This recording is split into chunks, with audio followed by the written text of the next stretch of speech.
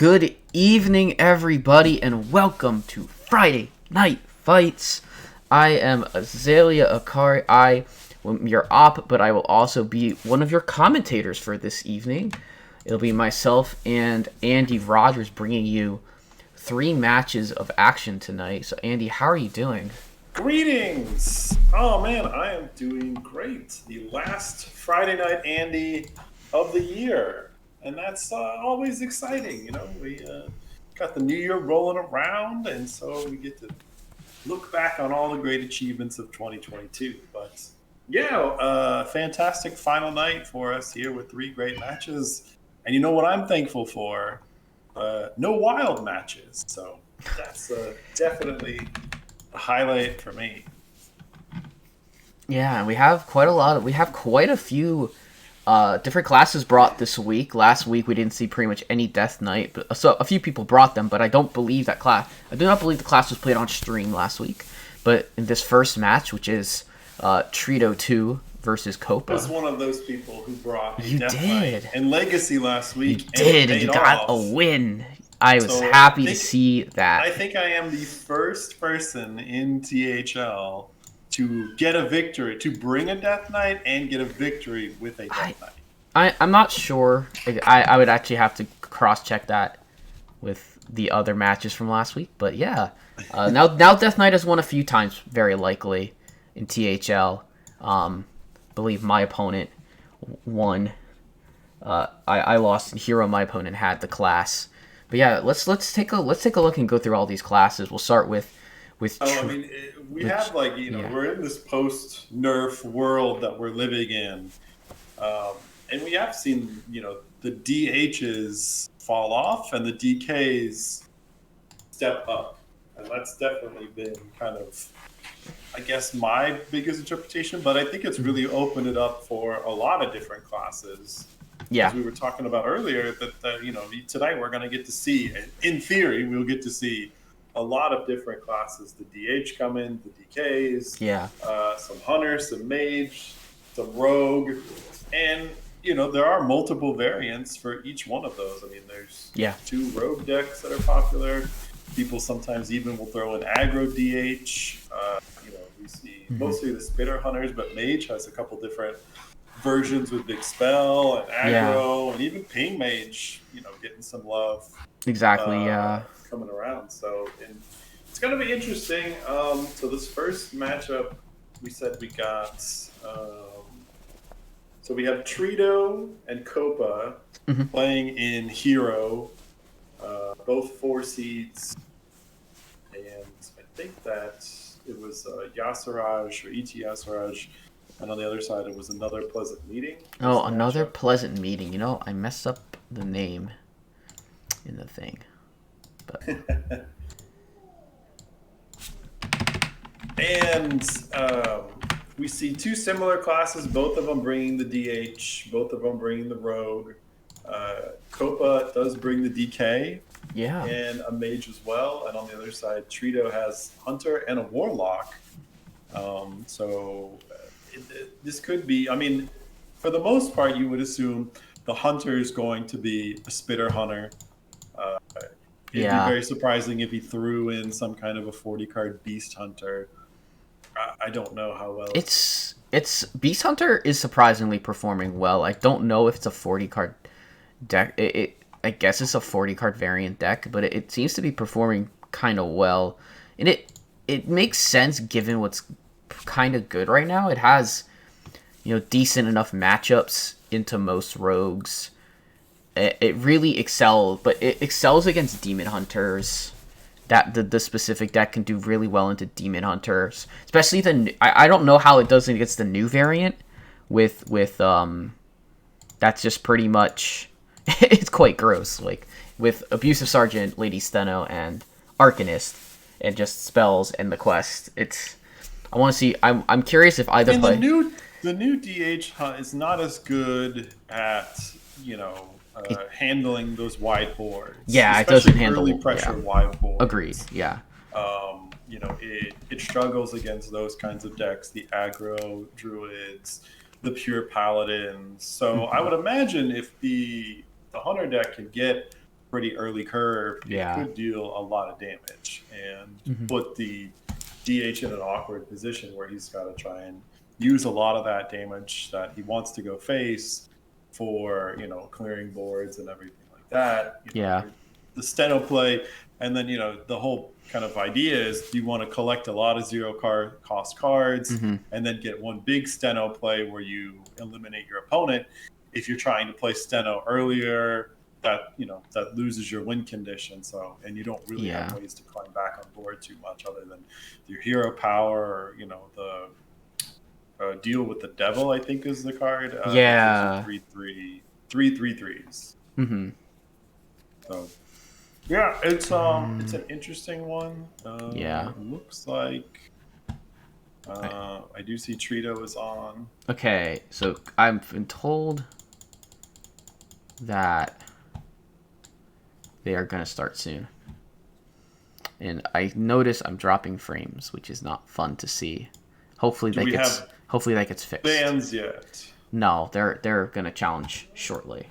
Oh, okay. So we Yeah. haven't started. Yeah, and then on the other side, DK, we assume it most likely will be Frost DK. That seems to be the most consistent. It does well against Spitter Hunters and Yeah.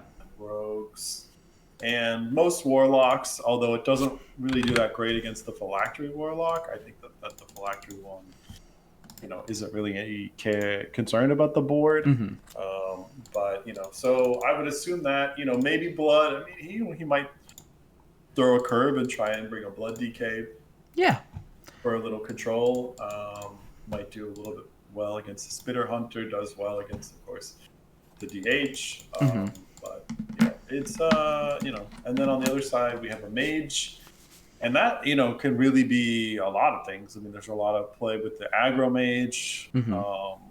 We see a lot of the ping mage come back. And now, big spell mage always creeping around and is always really strong in the meta. So Definitely, yeah. I mean, the amount of this is going to be a pretty high variant match, for sure. Like, there's a lot of ways that you can take these decks. I'm very excited to see how this happens. I think both players are challenged and will get their bans very soon. So we're gonna have a very good. You're gonna have a very good idea of at least the three classes we're seeing, and from there we'll get into the action in Hero Series. The last Hero Standing is an interesting format because it's pretty much opposite from Conquest. Whereas in Conquest you have to win with all your decks. In Hero you just have in last Hero Standing your opponent just has to have no decks left. So if you sweep, you play the same decks. that is how it is played. That is the format. Yeah. I think that It's interesting. I mean, I have gone on record as saying that LHS is not always my favorite format in competitive play, just because of that sweep factor. I think in competitive, I would not want to see LHS at a Worlds. I would rather see Conquest. But I think Conquest has always been a more well-rounded format for competitive play. LHS, unfortunately, there's the deck picking. The deck queuing randomness factor becomes a bigger issue. That it's like, if you get counterpicked or you get counter queued on the first one, and you lose your counter deck to their other decks, well, then you're in trouble. Like, you definitely kind of already put yourself in a hole. Yeah. And that only really happened because you clicked a deck, and that was it. So.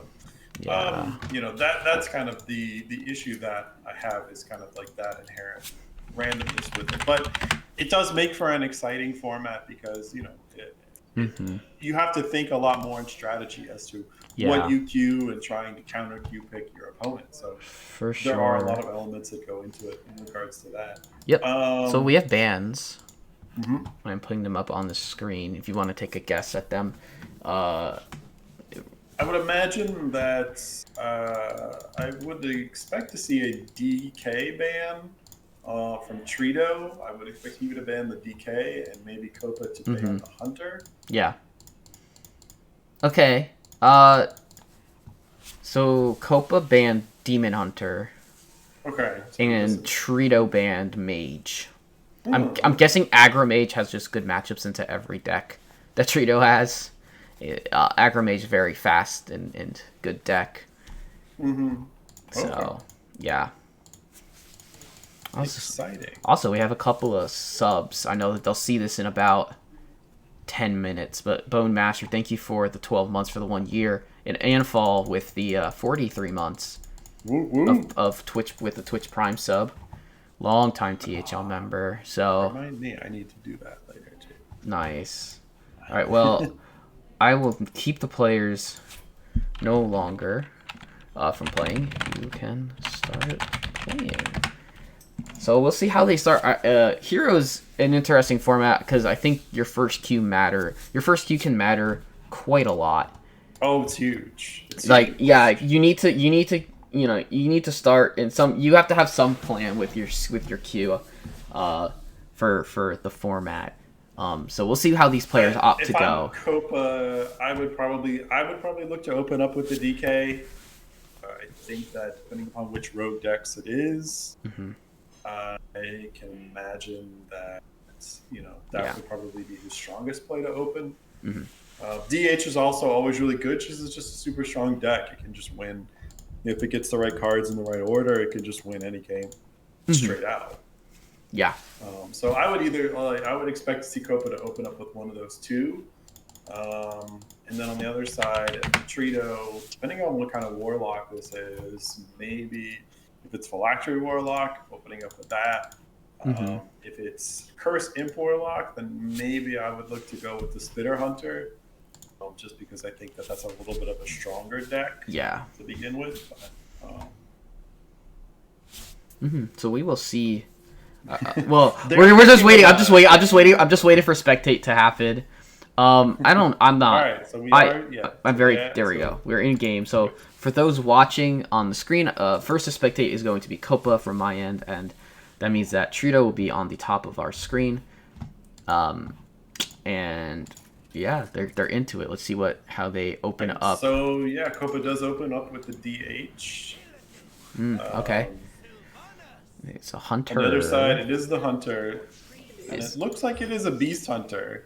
It definitely is a okay. Beast Hunter because that is, There's a Renethal. uh, yeah, we do see a Renathal. Um, I saw the 8 mana spell. I always forget the name of it. Uh, Wait, is he bringing collateral damage? yeah, so he has a collateral damage. Okay. There's a Renathal, a Rat King as well. So in his muck. So on the other side, a lot of damage in the opening hand for Copa. I imagine that we'll see him throw back most of this. Does keep the Fell Barrage, which I'm a little surprised about. Yeah. I would have liked to have seen him go for a draw. Okay, and But it is. we see his 3 minions. He's running the Jace in the deck. So this isn't the new this isn't the abusive sergeant version. So this is more of a quest fell demon hunter. Okay, So interesting. interesting. Maybe more of a relic-y deck too. There's no Zymox, but I mean even Zymox wasn't really being run in the final lists of the last of like the pre nerf DH. But Trito getting a K-Dinotron into the baddie guest pull from the I dredge. guess the reason for bringing the Jace over the abusive sergeant is to have a little bit more, I guess, like of a second kind of. It's less of like an all-in finisher with Yeah. with the Steno play, but that gives you kind of like a little bit more with the Jace. You can Hmm. go for a Jace finisher as well. The only problem is that you don't get any reduction on that Jace, and that's really painful. Yeah, I know. With the Hunter, though, he's going to be under pressure a lot really quickly. Yeah, was he quite a good hand? Yeah, I'm not surprised if we don't see him. Yeah, he's going to pump out this Fury and just face tank this K9 Mm-hmm. On the other side, options for Trado. It's gonna go with the harpoon gun.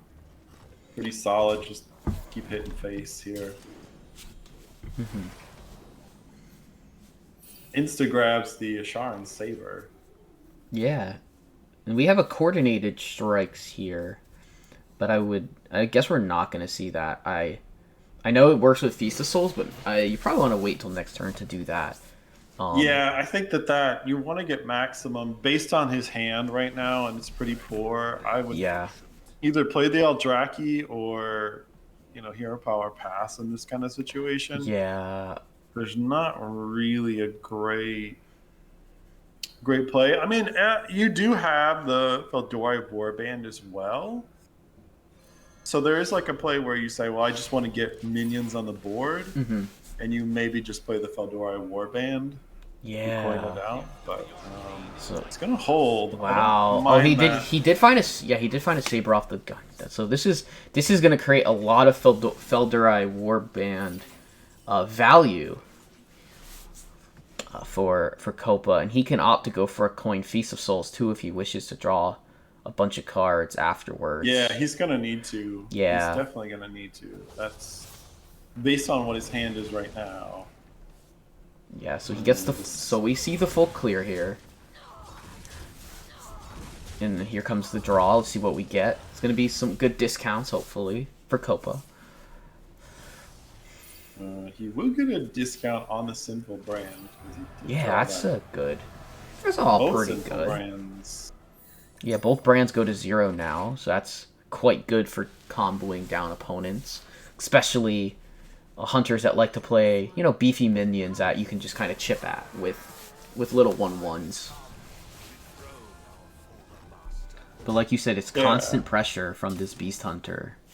He's gonna take the Sunken Saber, costing 2 mana from that. That's a pretty solid draw. Hand size at 8, so he can afford to play Need for Greed here. You just instantly rip this Need for Greed. And he can just another Feast of Souls. And I like playing this. You can complete the quests. Yeah. He is going to have to dump He's going to have to dump here. a few cards if he wants to play Sigil. So he just has to dump one more card. He can't. Yeah. So if he plays the Sigil, he's got to play one more card. Whether it's probably don't want to use the Unleash Fells. Yeah. I guess you could get rid of one of these Sinful brands. He's gonna play the Mark of Scorn. So he'll probably just drop a Fel here. He's. I don't know if I like the swing necessarily.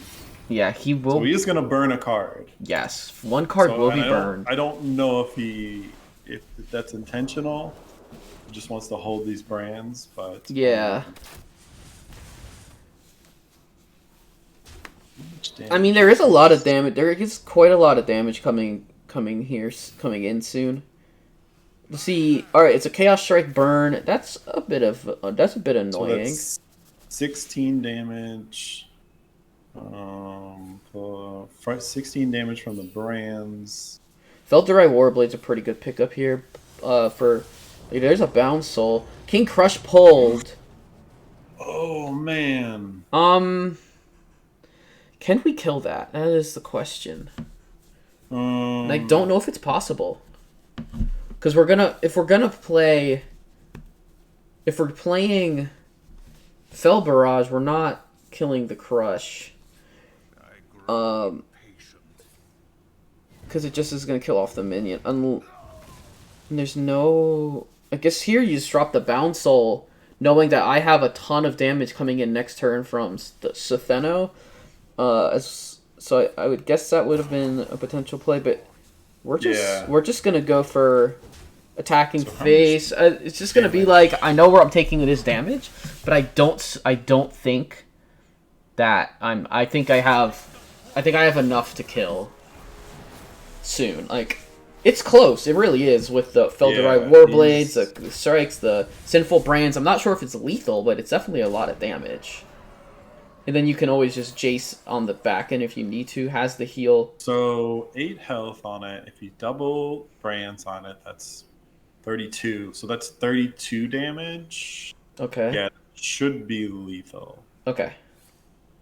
If he double brands this, and then yeah, so if he double brands and then he plays the Unleash Fells, that should be 32 damage. He's at 33. Okay. Cool. So that will be lethal. Okay. The Unleash Fells. Makes sense. Yeah, and I think Copa calced that out too. So there we go.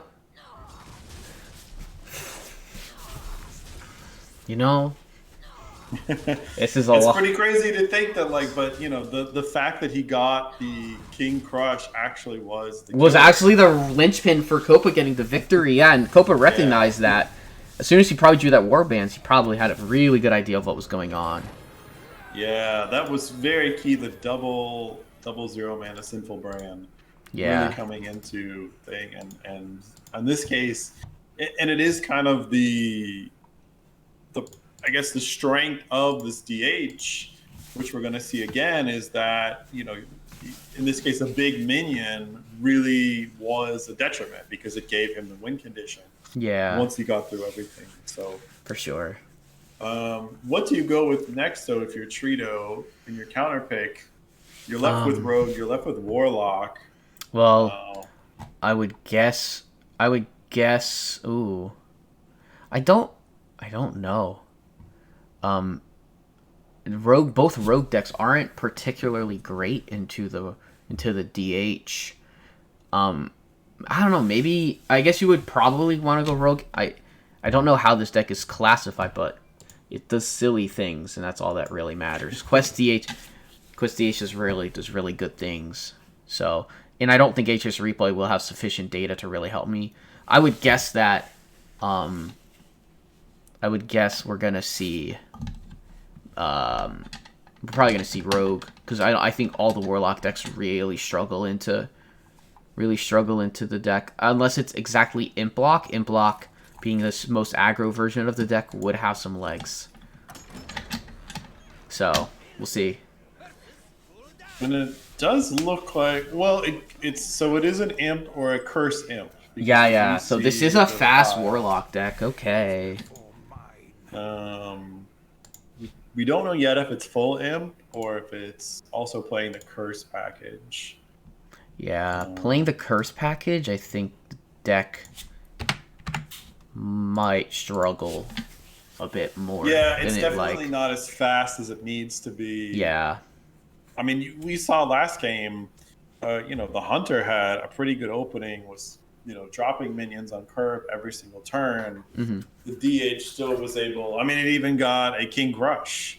And on 33 health, thanks to some of the draws, it was still able to get enough damage. Yeah, that's... which is pretty crazy. Yeah, crazy. You normally think that on 33 health that you're fine. But in this case, the draw was just there.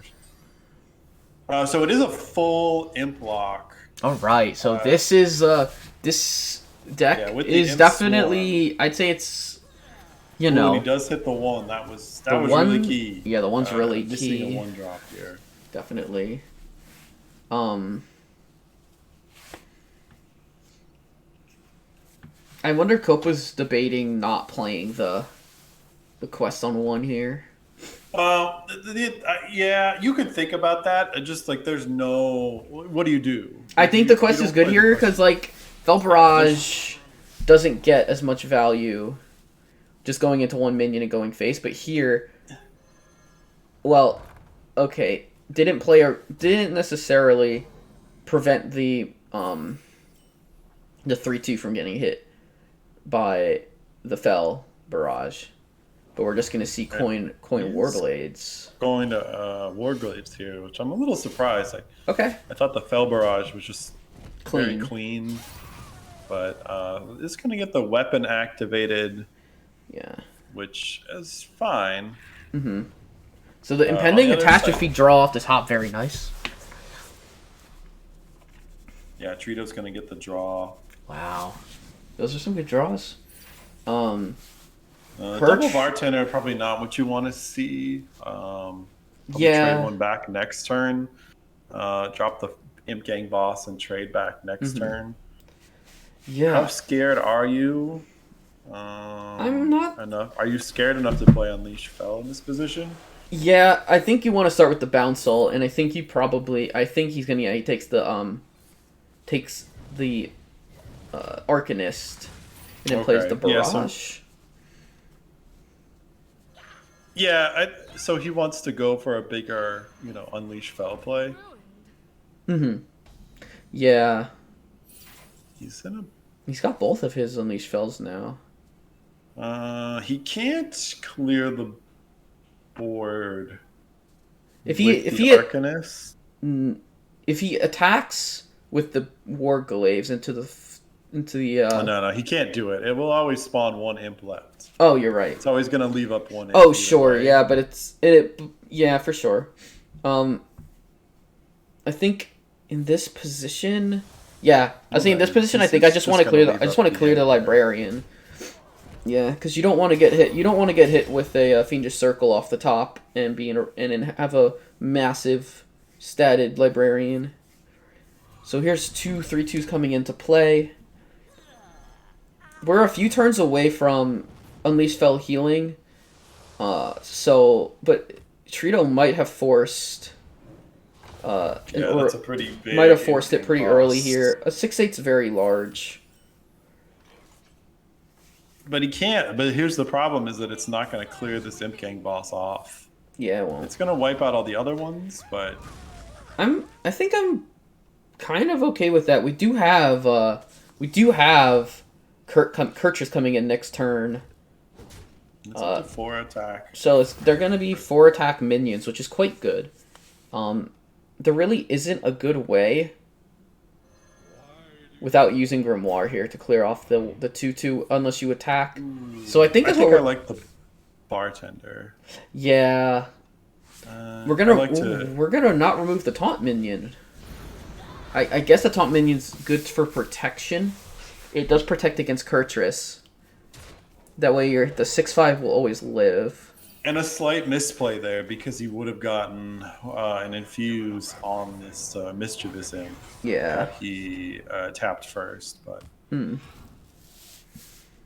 Yeah, so Kopa here is just going to clear off 2 minions, and being at 19 life against this, he's got to be feeling pretty okay. The Unleashed Fell now does heal, but obviously there's no Arcanist to do a lot of healing.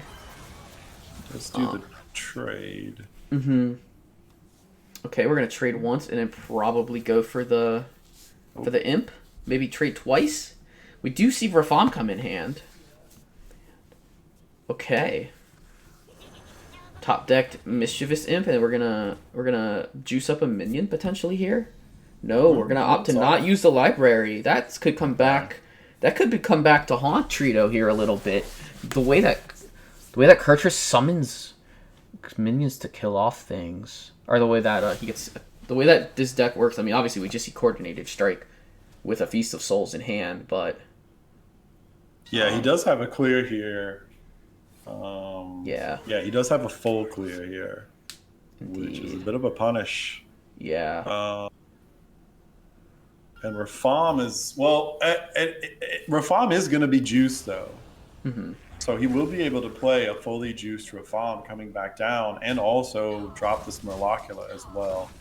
So a pretty good reload coming back from Trito. And those 2 cards coming into hand with all of this, with that discount, that board will be coming under fire here with these discounted cards from the Demon Hunter. I think it's okay to not play that Bouncel there. But we're gonna see. We're gonna see a pretty infused board. We're gonna not. It's really good that we're we're gonna make the big lifestealy I guess boy. he's gonna go for a big play. I don't know. There's no realistic clear, but I guess he can just send both of his wards. Oh, is this? No, it's not lethal. No, it's close. No. It could have gotten maybe close. But So if he could just use these 2 Felderai war Wait, bands. okay, so if he shoots face for 4, 1 attack is 2. He's So pretty that's- close, right? He's just gonna do what I thought he was gonna do, which was clear off the minion. I think he missed lethal there. I wouldn't doubt it. Yeah, I think he did with the... So he has... Yeah, the penalty is 5, so that's... Yeah. Yeah, he did miss lethal. Ah, that stinks. Yeah. Yeah, So it was could've close. Shot him He could have hit him in the face there. with both of them. Then he would have And had. then using He had hero power Fury, Chaos Strike, and Hero times. Powers. Yeah. So can Tritos take advantage of this misplay? Is this lethal? I mean, is this still just lethal? 4, 8.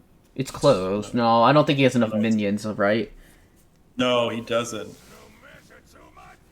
Oh But he- wait, no. Oh, Jace. Oh yeah. Is it Jace lethal?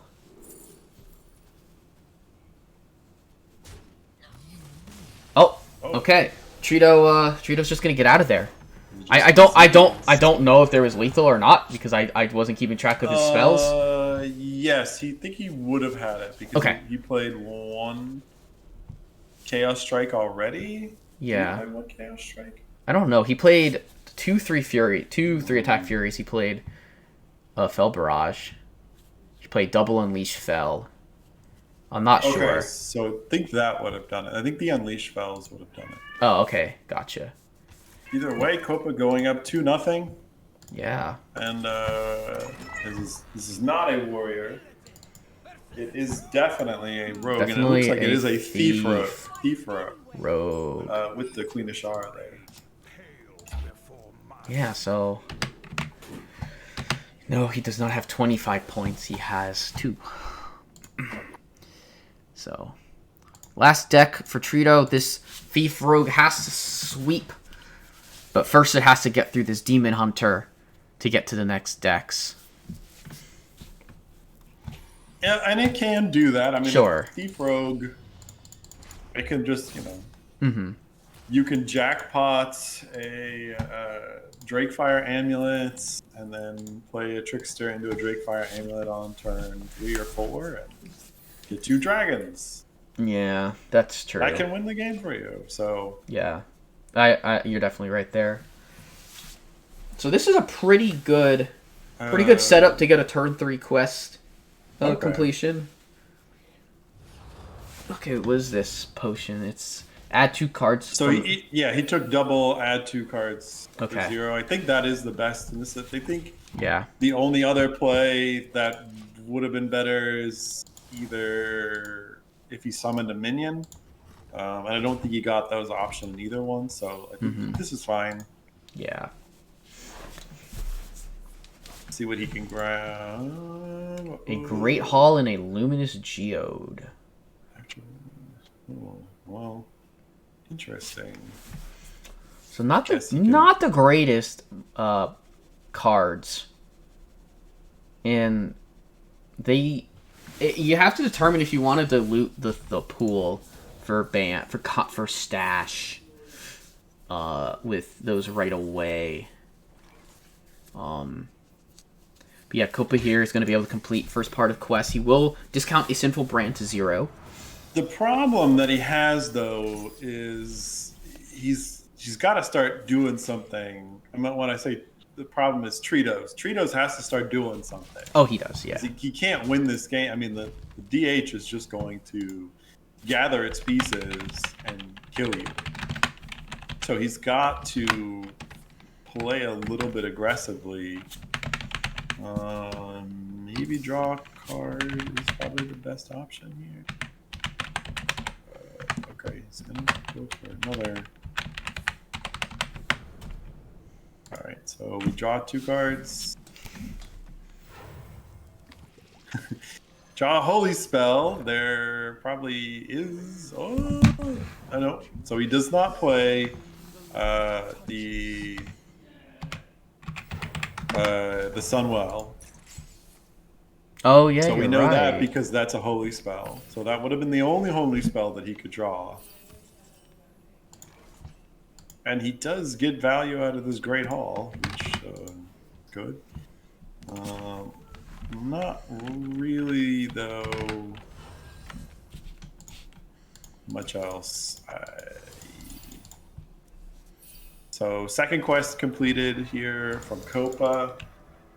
How much damage does he have right He's now? starting to rack it up. He's got quite a lot. I wouldn't be surprised if we see like either a Fury played or maybe just play the Warglaives Yeah, you could. just to play it.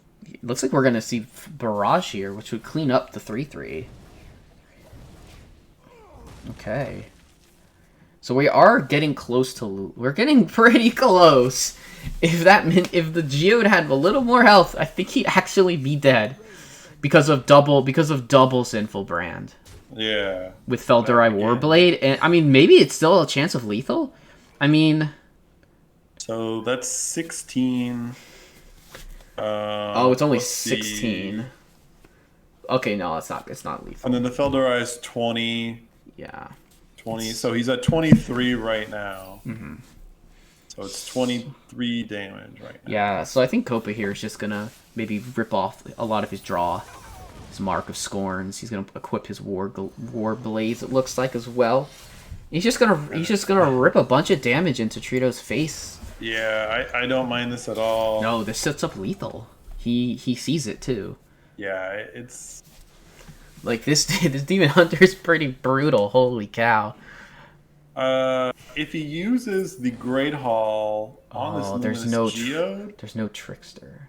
Oh yeah, if he uses the Great Hall on the Trickster, then yeah, which it there's does. no other damage sources, unless we're gonna see I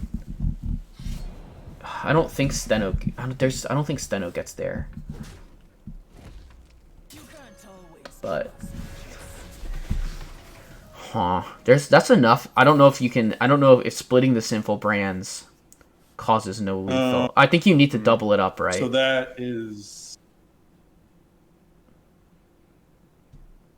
2, 5. So it's 10 damage. So okay. So he has 10 damage. okay, we're gonna go in with Steno. All right. So, but the only issue is that he can't play any of these coordinated strikes or the Warband in this situation. Yeah, that's interesting. And now I don't know. Can this be cleared? Serrated Bone Spike Hero Power can clear this Steno. He has Don't Stand in the Fire, so he can Okay. clear it for sure. Yeah. Yeah, he can also play the Bone Spike. I mean, he can use Hero Power, play Bone Hero Spike. Power Bone Spike. As long as he doesn't, I think at this point, if he doesn't play anything, I mean, I guess you're just risking dying to Jace, but like, yeah, you're gonna because the Steno dies regardless. I would guess that he would want to play a Hero Power, or he would want to attack and then play the minion, but he's gonna go with Tess, and that doesn't clear this minion. He's just killing himself here now. I'm pretty sure. Oh no, it does. Huh? He had. Oh, sorry, Sunken. Oh, sorry, the Jarin Defector killed it. But this is just lethal coming. So he's got a. This is just lethal coming back from Copa, though. Oh, he's got a Shadow Step test, but but there's a 4 attacker. Is there enough mana? He could Shadow Step the 4 attack minion, but 4 health. This is just lethal. Yeah, I think Copa is just gonna go through his calculations. Yeah, because it's 16. Yeah. Yeah. Yep. There we go. Double brand, and that is a lethal. Gonna be game here. Gonna be game. Copa taking the 3-0 sweep over Trito 2. Pretty fast series, all things considered. Demon Hunter putting in the work. Yeah, that we definitely saw why it was banned on the other side by Copa. Yeah. Yeah, it did get in some work here, 3-0, and you know, for Trito, especially when it comes to the Warlock or the Rogue deck, you know, once his Hunter went down, and he got a little bit unlucky, I think, just with the fact that Copa got both simple brands. I mean, you get killed from 33 health. That's pretty rough. So, but that's how strong this DH deck is. Like, Hmm. it just does. It does its thing, Absolutely. and it can kill you from 30, from 40, especially now that we don't have Renathal to give us that extra boost. But congrats to Copa. I guess we have time. If we can do an interview. It is 3 a.m. for Copa. Oh, He cannot do an interview. Copa's living in France. Stayed up very late to play his match on stream. Big ups to him. very good. So Yeah. I will ask him if he has any. I will ask him if he has any words. He says all I can say is DH is an insane deck, and you don't need to count to win with it. Oh man. Yeah, you just have Yeah. about unlimited damage. It's pretty stupid. Yeah. Yeah, I'm surprised. I would be very surprised if you. I'm surprised if we don't see something like a nerf to simple brand. I think that it's just too strong, and it also kind of plays against like we can't play a big minion, or we can't play minions because if I play a minion, they'll be branded, and then I will take a million damage. So Yeah. I would be surprised if we don't see in the next round of nerfs some kind of nerf to simple brand, either making it 2 mana or making it one damage instead of 2 damage per hit. That's probably, I think, what we'll likely see. But all right, so moving on to our next So matchup. we have another match. We have Saku and Yellow Dart. I can message them to see how quick they'll be ready. Times. Okay. I do see Yellow Dart is on. Saku is not on. Oh no, there he is. They're both on.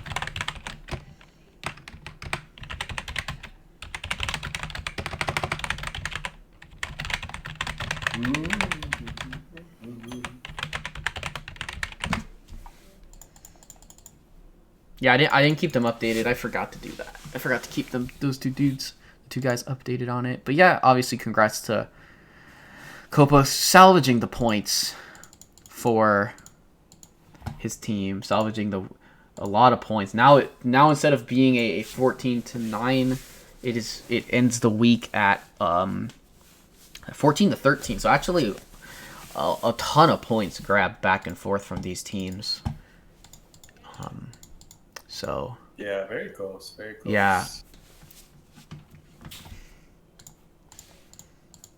So let's look at our other matchup here.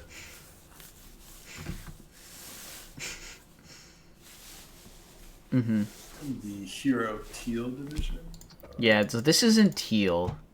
This match. So we have our 5 seeds. Saku going up against Yellow Dart. Yeah, we got. So Saku has a Druid, Mage, Paladin, and a Shaman. So we will see a Shaman. I think is the first time that I've seen one on cast for a while. I guess some people have brought it. It's kind of come back with the Evolved Shaman deck.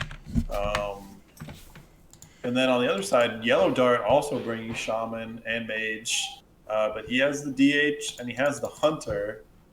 Be interesting to see if he does play the DH quest package or if he goes something like an aggro DH. So Dart played on stream last week as well. So I'm just gonna swap over and put the match on screen. And he brought he did bring a Fel DH, like a Fel DH. I don't know if it was I think it was the spell version. I don't think it was a quest version. I think I don't know how. I mean the Hunter, I would guess in this case, I guess it would depend on ban. I would suspect based on Saku's classes, he's going to be playing pretty aggressively here. if Ramp Druid is a good, if Ramp Druid does have some good matchups here, definitely it would be worth bringing. It can out armor. It can almost. I think at this point it can almost out armor Demon Hunter with Sinful Brands. But I mean, I would suspect Pure Paladin and suspect Evolve Shaman both very, because those are like the two like, I guess say best versions of the classes right now. I don't really see any control Murloc Shaman anymore, even though it would technically be Shaman. Yeah, it would be like you it would be see some variants of like the Dragon Paladin. Yeah, and it's strong. Like it's not a. It does have some very strong power plays, but I think the Pure Paladin, just because of Countess and the ability to get those 0 mana legendaries from other classes, where you can get some pretty crazy combos. I just think that's just like a lot more stronger than the Dragon version. Plus, the early game board for the Pure Paladin is also really good. With the buffs, with the zealots, with everything that it has. So yeah, it can be really strong. Yeah, I think the hunter bring from, I think the hunter, I wouldn't be surprised if similarly to what we saw last time, if it was something like Beast Hunter. I don't know how it does into all the aggro. It seems to do not great into the aggro, so maybe we are gonna see a Shock Spitter Hunter. Shock Spitter Hunter seems to be able to do kind of okay into things. I would suspect a Mage ban from Yellow Dart in this case. But if it's not banned, then Aggro Mage could have a pretty nice time here against a lot of these classes that Dart has. I know we're just going to wait. We do have quite a little bit of time. We have about 10 minutes or so before the next before the next match is supposed to happen. So, players will be finishing up their preparations and getting ready for their match. Yes. So we'll see. How was your Christmas, good sir? I had a pretty good Christmas. Yeah, I went to my grandparents' house. On Christmas, we stayed over the next day and then left to go home. But it was a nice evening, and yeah. Good to hear. Mm-hmm. What's on the menu at the Azalea grandparents' Christmas? Oh, we had Chinese. Chinese Christmas. We did take out Chinese. It was a good call. Take out Chinese Christmas. Yeah, I mean, yeah, we didn't. It's just a lot. Like it's a lot to, cook an entire Christmas dinner. My grandparents are, they're a bit older in age, and so it was easier for us to, we generally do take out when we go to their house anyways, and we just decided that it'd be nice. There's a restaurant, there's a place like right down the street from them, so it was nice and easy. Yeah, I know you had a pretty nice Christmas this season. I too have done the same. I too have also been where you were at Christmas time before, and it is wonderful and magical. Well, my Christmas was a 9-day experience. Yeah, it was a 9-day Christmas, so it was pretty tiring. I mean, it was fun on the way. I have a 1-year-old, so he always gets tons and tons of gifts, and that's always kind of fun to watch him. But what was funny about my Christmas is my weird uncle came to visit. And I don't know how your family is. I know a lot of families have that one weird uncle, that one weird member of your family. My dad's brother is the weird person, my Uncle Pat. He is kind of like he's the weird member of our family, and he did not disappoint at all. So to start out with, we didn't think he would make it to Christmas because his car had no transmission. The transmission broke in his car. Mm-hmm. And he lives like 2 hours away from the airport. So him and his wife were able to get somebody from her family and drive them 2 hours to the airport. Yeah. But in true my uncle fashion, he goes home tomorrow. He has absolutely no plan on how he's going to get back home. Oh no. Like, he doesn't have a car. He doesn't know anybody who lives there. He didn't ask anybody to come pick them up. So we're like, okay, what are you going to do? And he's like, well, I just hope that, maybe somebody will be in St. Louis for the holidays and maybe we can hitch a ride back. It's like, what? Okay. That's Oh no. not great planning. Yeah. That's number one. Mm-hmm. Number two thing, he brought like 7 bags. Yeah. I mean, like, and then he's flying. I don't know how you get 7 bags, like how much extra money that is. Mm-hmm. But he brought 7 bags. But he brought like shit that he doesn't need. So he brought stuff that he needed to ship to other places. But they weren't like Christmas gifts. It was just like regular stuff that he was like, Mm-hmm. oh yeah, I just need to ship this stuff. But then he didn't even ship it. Like, and it didn't need to be there before Christmas. Like, you could just leave it at home and ship it when you get back. Like, why do you bring all that stuff? That's number 2. And then, like, All right. So it's just all epic and everything. That whole thing. So yeah.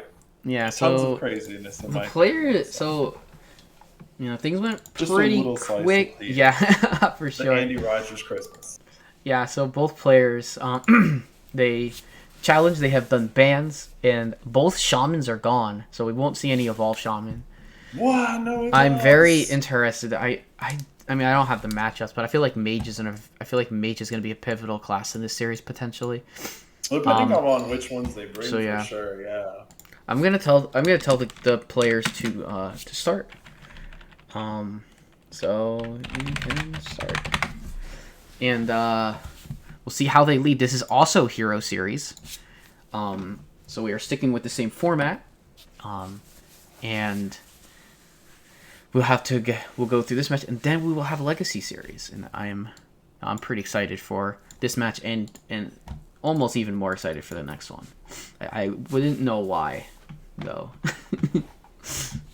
So yeah.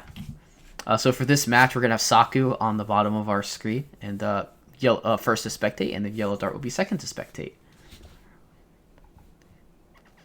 And this match, I believe, is currently sitting at 8-4. Donde and Mako getting wins over their opponents, 3-2 each. So yeah, Yellow Dart needs to bring home the bacon here. Yes, for sure. They're going to be expecting big performance here because it's a big jump in PR between these two. So yeah, let's see what Saku can get up to.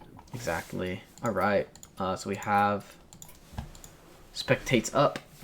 So let's get to match number 2. So we do see a pure paladin from Sako, and it's the one with lots of buffs. Usually he's playing for Quel'Thalas. And on the other side, this has to be a 40 card. Yeah, and it is. So a 40 card Beast Hunter with as well. Lord Lamar. Oh, wow. Interesting. Some spicy cards coming in. Lord Thamar coming into play. Yeah. I'm going to be interested to see how this plays out. Look at this. Moves over, and then... I would have to put my bet on the Beast Hunter. Well, no, actually, sorry. I would probably say the Paladin would probably be I think the Paladin should have the advantage, yeah, depending on curve. These big minions, but... Yeah. That Trog is going to be problematic. Yeah. Because he wants to play this probably either Clark Quel'Thalas. Mm-hmm. Like if you just drop the Sanguine Soldier, that's a little bit passive. It kind of get cleans up. I think the Soldier is okay here, actually. I think Soldier plus... I think Soldier and then just clearing off the 2-1 would have been absolutely fine. But we are gonna clear off. Looks like Saku's gonna go with a more clearing board gameplay, which is absolutely fine. Not. I mean, it just. Oh, what? Yeah. All right, I don't like that. No, I'm also. I mean, the big in is closer to getting in. Is gonna get kind of close to infusion, but the Beast Hunter has drawn quite well for being a 40 card deck. But this, I think this is kind of like sometimes when people see the Trogs, they get a little bit crazy, and I don't think that unless you can buff them, unless it's a deck like, let's say, like aggro druid where you can really buff those Trogs, giving the player more Trogs is not necessarily aggro druid gives me fits the biggest problem. Like in this case, like it's just another 1/2. You're not really going to see a lot of buffs for it, so okay, I mean it's not that scary. So if you're going to trade like that, I think you trade into the 2/3. That's probably the better play. So Yellow Dart's going to take a double trade to play his infused Frenzy Fangs, and I want to see if he hero powers or if he plays the 1/1. I like playing the bad. Hero powers not really doing anything for you. You want to win on the board in this game. Yeah. On the other side, a little bit of an awkward turn. So we're gonna see Sanguine Soldier plus the Vindicator, and we're gonna get an Order in the Court. I think you wanna play that because now your Light Rays are gonna start coming in. They're already quite low costing. Yeah, the 3, so he'll get 1 next turn. Yeah, he is gonna be about 1 turn off from playing the big board. Countess on turn. No, he should have Countess on curve here. No, well, he'll get it. Oh, he'll get it, and he won't be able to play it. 5, he won't be able to play it. Yeah, he'll get it on 6. Early. You're right. 6. Yeah, but this is just a lot of board for Paladin to deal with. Paladin does not have a way to deal with this stuff. Now, Buffet Biggin will create a wider board. The problem is he can't play. He can't play everything. What is his damage coming? What is his damage coming back? 6, 10, 17? 17. So Saku can't play Sanguine Soldier. He has to... If he plays the Sanguine Soldier, then he has to go the route where he's going to... play Light Rays. Play double Light Rays. Yeah, and I think you can just double Light Ray here anyways, and that's okay, but I'm not sure I like it that much. So he's... Oh, hold the... I don't know if you're ever going to stick Hold the Bridge, so maybe this is okay. I'm unsure. The problem is it doesn't get the lifesteal. No, yeah.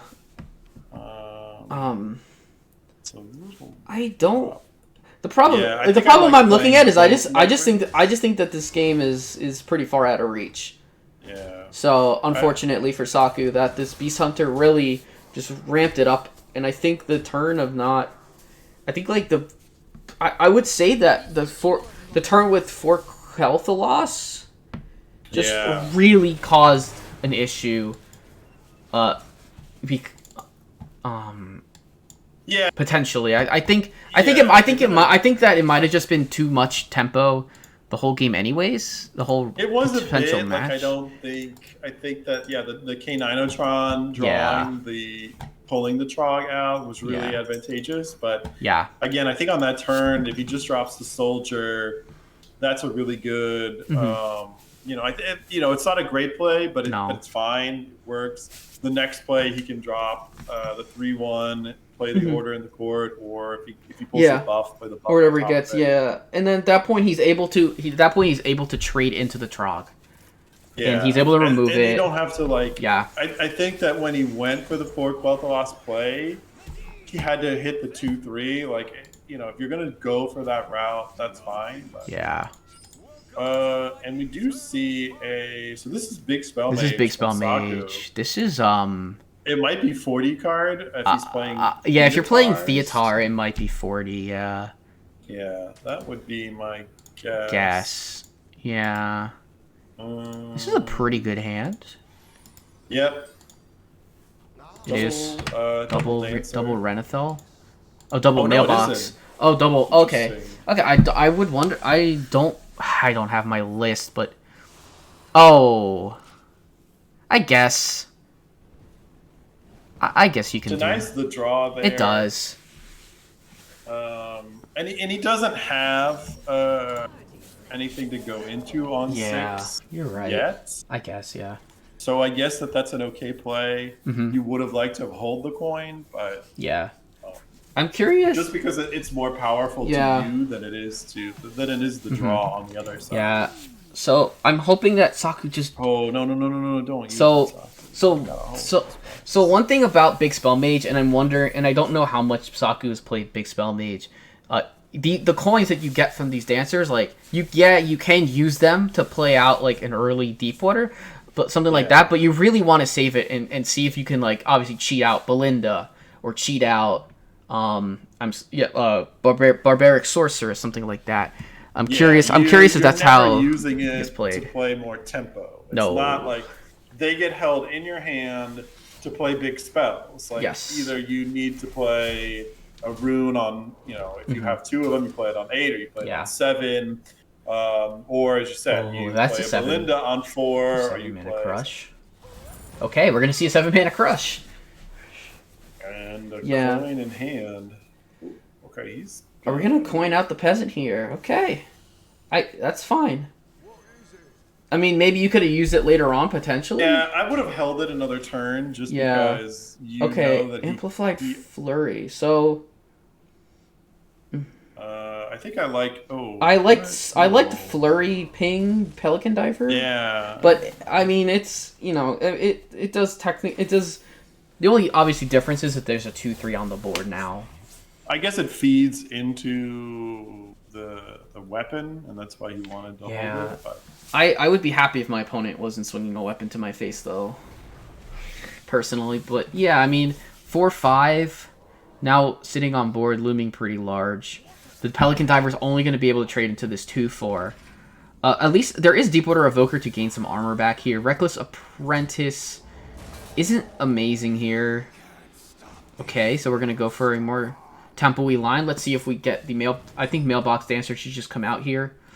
Oh, we're coining out the Sanctum, and we're going to not even trigger the Sanctum on the 1/1. Yeah, that was... It... I guess it kind of... To be fair to Saku, he hasn't drawn a power 6 yet. Yeah. But I feel like you just gotta greed it out, I think. And especially if you get the second dancer, like... Yeah, I mean, that's how you win this game. Like, you have to play greedy and play for big. This is a greedy matchup, because now your opponent has 1 card in hand. And if you can hand read, you can probably guess it's the card that was drawn off of. You'd be able to kind of figure out that it was the card drawn off of the first swing of it's a discounted beast, is what you could guess. So let's see. Yep, I like the Deepwater Evoker play, and it gets the other amulet. We can obviously trade in the Drakefire, get a rune of the Archmage. Okay. And here... Yeah, he's Tavish off the top, quite a nice draw. Yeah, that's... Yeah, although Saku doesn't have a bad turn coming up here. We can, clear off, so that we can get a pretty decent chunk of clear here with a Dancer and a Reckless if the draw doesn't come up OP 6 drop. And even then, you can kind of guess you don't want to... And if you get Barbaric, then... you're not going to hit anything. You'll find that out, but... So he does. He takes the ice trap. Wow, hits Belinda. Rip that Belinda. Let's see. It is a snake trap and an ice trap. Yeah, so he's going to have to play the Mailbox Dancer next turn. Yeah, Dancer coin. Get the coin. Yep. So this is absolutely fine, and it's likely you even kill one of the snakes.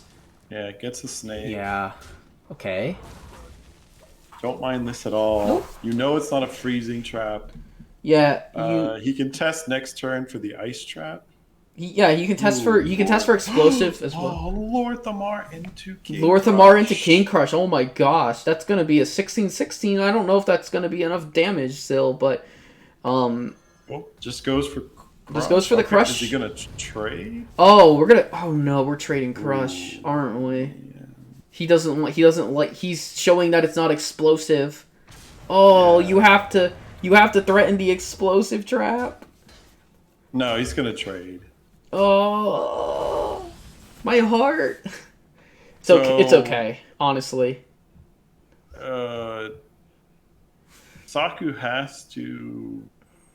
I All right, so he's gonna. Oh, that's a misplay. yeah yeah. The dancer is just so Yeah. yeah.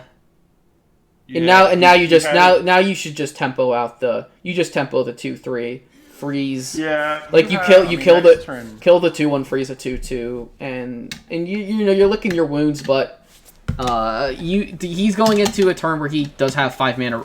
He has 5 mana ruin. He has 8 mana defender. There's a few lines that can go down here. I think at this point I'm just ripping ruin because what can go I think ruin is just so huge. Yeah, There's- especially once you see this Lorthamar. Yeah. You're just gonna Yeah. go for it. Yeah, for sure. Ruin is just such a good. It's just kind of just YOLO. You can attack everything face, and they just kind of go for it. I guess there's an avenue where you Trade. Yeah, we're just gonna see a rune rip. Yeah, you can rip it first. It doesn't matter. You don't have to attack necessarily. But I definitely want to see ruin, or I want to. I mean, defender is fine. Yeah, defender's not bad here. It does let you then play rune and either rune and apprentice next turn. Yeah. Or rune and deepwater evoker. Yeah. I kind of just my first instinct is just rip the ruin of the Archmage here. Oh, all right. Okay, we're gonna rip it. All right, let's go. Then I don't like the trades. If you're gonna do that, Yeah. I don't like trading beforehand. Wait, let's see what we draw. We draw Theotar. Oh, we do kill the Lorthamar, and okay, doesn't kill the minion. Flame Strike kills the minion, but it leaves a 2-1. Flurry freezes. Hot Streak? Question mark. Volcanomancy. Oh, Ruin. Wow. I didn't keep track of the mana count, but that was and it. explosive. Yeah, That's that not too bad. No, it's not bad at all. He can just Saku, and if there's a board that comes out here, Saku can just ping that minion down. I would have rathered him. Yeah, I mean that's a ton of damage, but that all dies to one single ping. Except for the 8/8. The 8/8 doesn't die to a ping. So let's no parrot, so we can't play ruin again unless we play the 9 mana ruin. But it actually does eat. It actually does die. It eats an explosive. Wow. So he does have a board clear anyway, though. What is with this? Volcanomancy. Yeah, Ice Trap is casted. So if I'm Saku, I'm just swinging face because you can look at the Swanling and see what it gives you, and then I'm just killing the minion. And what am I playing? Otherwise, I mean, I guess you just ping off what you this. should.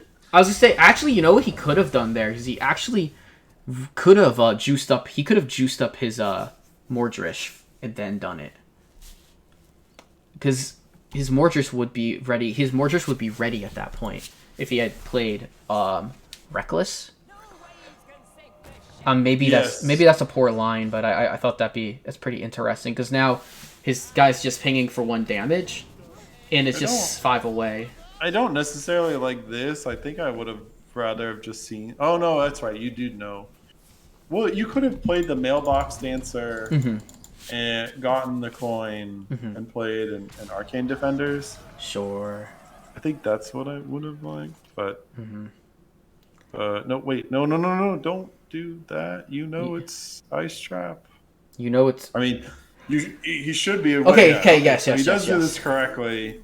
Yep, Yeah, you he burn the does. coin, and now from here you probably just play Arcane Defenders.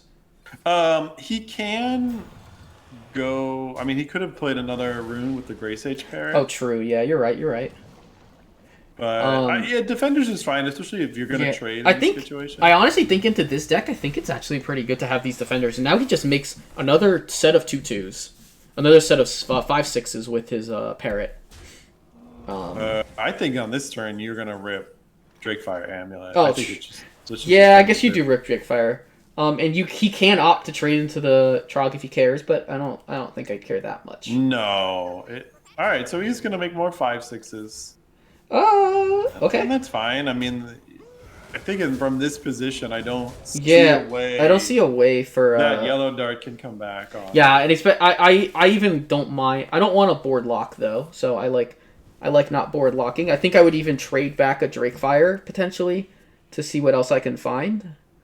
Okay, so we're gonna see a couple of stages of Astalor here, but nothing too big. But this 5/1 will get removed. Yeah, I don't. I mean, next turn he can hit for 16, but I don't know that that's really gonna do much. Yeah. Saku's playstyle has been very trade heavy, which I hope that he doesn't decide to start trading here very much. Oh, he's gonna steal Astalor. What a smart play. Give the Varden. You probably just give Varden here. No, I would give Mordresh. I think I guess. He gives Varden. The problem is that Varden next turn... Varden just freezes your board. I can see that. Yeah, your board's gonna get frozen. And now he's board locked. So Saku can just make trades here then if he wishes. Alright, I guess that's... I don't love it. I think you can just I think you can just do all your you can just send everything face here. Yeah. Yeah. Now even though Varden board locks, I think I don't know, he's just almost dead. More it's a 16. You have a 16 damage Astalor incoming. What do they play on the high end though? If he plays Wing Commander Ikman, can he come back? Ikman can come back. Ikman is a comeback mechanic. If that's the concern, you could just play. I would just decide to go with the Okani if I'm worried about that. Saku's not gonna. Yeah, Saku's just gonna. He didn't even trade. No, he wasted. He left so much mana on the board. So much mana. Yeah, I don't. And now the beasts are gonna start kind of piling up a bit here, and these 5/6s are gone. And so now this is where it's gonna really come in handy to have all that minion's gonna only be able to clear off a 3/2 or a 2/2. Yeah, that's right. Okay. I mean, it's very close to lethal, honestly. You just gotta rip this. You just rip the Astalor. Yeah, there's no reason not to. Yeah, you just rip Astalor here. Yeah, it likely kills the 6/8, and if it doesn't, if it leaves it with a health, you just ping it down. Yeah, Saku going for a lot of unnecessary trades. Yeah. He really has been very trade happy. But he has been very consistent, and that's something that is, when I look at I've played against both of these guys. I played against Yellow Dart, but a very long time ago at this point. And as we see Yellow Dart concede, as Saku has enough damage to kill on the board. Yeah, Saku will come back with the big Spell Mage and get the win. Yeah. So he comes back. So it's now the ball's in Yellow Dart's court. Yeah. He does have his Mage or his DH to counter.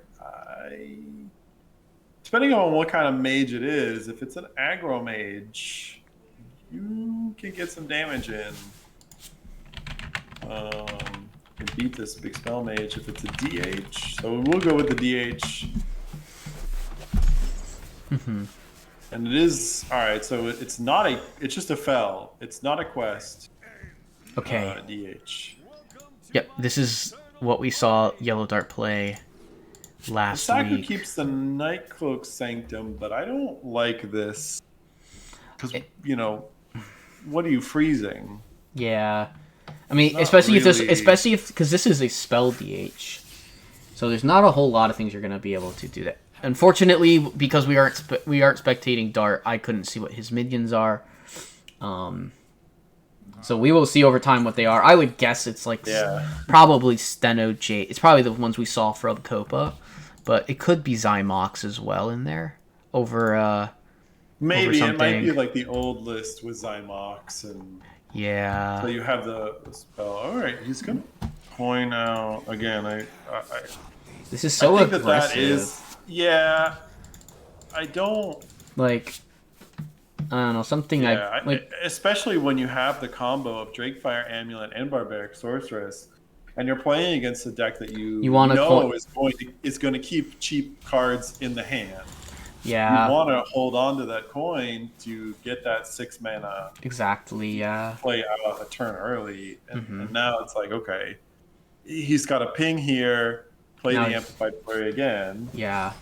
So and then it's what do you do next turn? Next turn he mhm, drops the Nightcloak Sanctum, but there's not going to be any minions mhm. on the board to Uh, oh freeze. yeah, But he is playing Relic Vaults. Actually, so seeing that Yellow Dart is playing Relic Vaults, there will be I guess potential minions. there will be minions. So I guess that does. I like this pick. I like this play here to just drop Oh the yeah, watch post. for sure. I mean, you just hitting like making a 3 mana Fel Barrage is quite brutal. And it is, and Dart can make it a guaranteed kill if he hero powers into the minion. But I think Scythe obviously is the play. Scythe is the play here, but Scythe is just gonna trade into the watch post, and that's 4 damage not going to the face. That's a 6 damage swing technically if you want to consider not going face and taking 2 yourself. Okay, you know what? That's fine. There's a ton of spells in the hand, and he might want to discount Ruin or Defenders more than a Drakefire. Also giving possibilities for 10 mana on this next turn. I might have liked to have seen the ping go face this turn, and now we see Phantasms, and this is where the minions start coming out. Maybe we can. Honestly, Reckless Apprentice would be a very funny top deck because it would be a full clear, and we get a return of Amulet. So Just we're gonna throw it back. we're gonna trade first, and I think here we should just play deep. So the reason I obviously I think Deepwater Evoker in this case just because it's so much pressure. I understand that you want to freeze the minions. But Yeah. I don't know. I think like you're I agree with you too. you're 1 turn away from, especially if you can get a super low cheap costed defenders, which Saku's style has been very much. It's weird. This game he's playing quite aggressively with the big spell mage, which is kind of contrary to how the deck wants to play. I mean, he's been very consistent with his plans. Yellow Dart, I think, has been pretty consistent as well. The Kurtrus here, I was actually going to wonder if he was playing Kurtrus in this deck. Because the older Fellas, Yeah, I'm not sure if they ran Kind of They kind of stopped running Kurtrus at some point, but... so in the original list, this is a lot more like the original Yeah. site list All right, that people yeah. were playing at the beginning of the expansion. So it was running Kurt. Yeah, so it was running Kurt. So Yeah. the creatures that you run. Oh wow, this is gonna be a. Cymox, These menus are gonna be huge, by the way. So he is gonna be very big. You could have. I think he could have even, like, doubled it. That way you have 5. That way you're getting 5s and 6s. I guess I think here we're gonna see vaulted. We're gonna see a vault, and then we're gonna see Phantasms. Yeah, I would. Just to make a lot of minions. Are you? There we go. Yeah. Okay. So because he's not losing a minion that way. 4/4 and 5/5s coming on board, and this is it can get a little close here for Saku. He does have the Varden though to be able to freeze the board at least. Yeah, so he can clear the 2 4/4s by freezing them and then putting the Pardon. And Okay, then you can yeah. also get the Arcane Defenders down. Yep. And that's going to be pretty good. Agreed. Yeah. This is getting actually pretty close here in damage for Dart though, having the hero power, but I guess nothing be able to attack this turn. Halts that, but that's a Fury. So we have Chaos Strike that costs 8. Oof, yeah. 8 So mana. I mean, honestly, you could just bite the 8 mana here because you're not really doing a lot. But that's just it feels so bad So Fel Barrage here to at least clear 2 minions is good. Are they good hits for Saku? They are good hits for Saku, removing 1 minion. One's just okay. Yeah.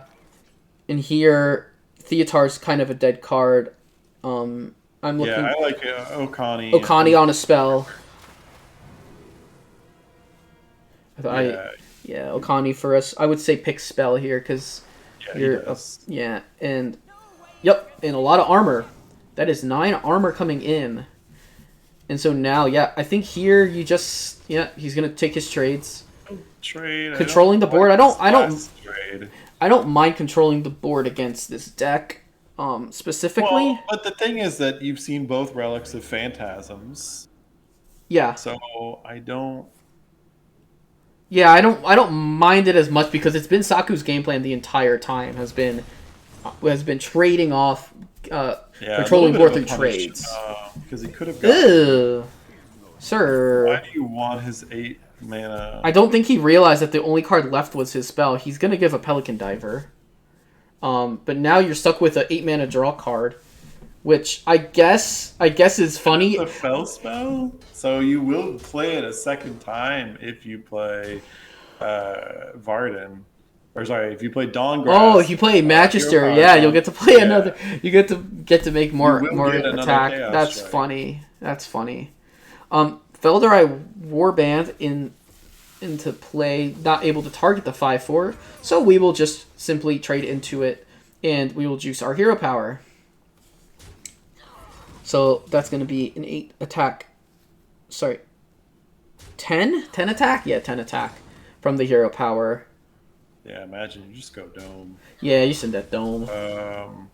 Because there is an out where his Jace could give him something. So Saku's just auto ripping rune. It's taking a while for my side to catch up, but he is just looks like Saku's ripped rune. Yeah, I'm still behind here. Yeah, he attacked face and played Rune of the Archmage. On a Snowman? This could backfire. It could backfire. There is no targetable minion. No target. Yeah, on the other side. Ice Blow Tower is good. Yeah. Shouting Blast is fine. That's awesome. That's a really good play. That's good. Wildfire is good. That's an Arcane Defenders. Bounce Soul instantly rip. There's Jace. Is that? I don't know if that does it though. Yeah, we not right now. Zymox, as we said, he can't face tank. I don't know if this does it. Can he? Does he have enough damage that doesn't do to minions that would clear the 5/6? So he will be able to live because it will clear this.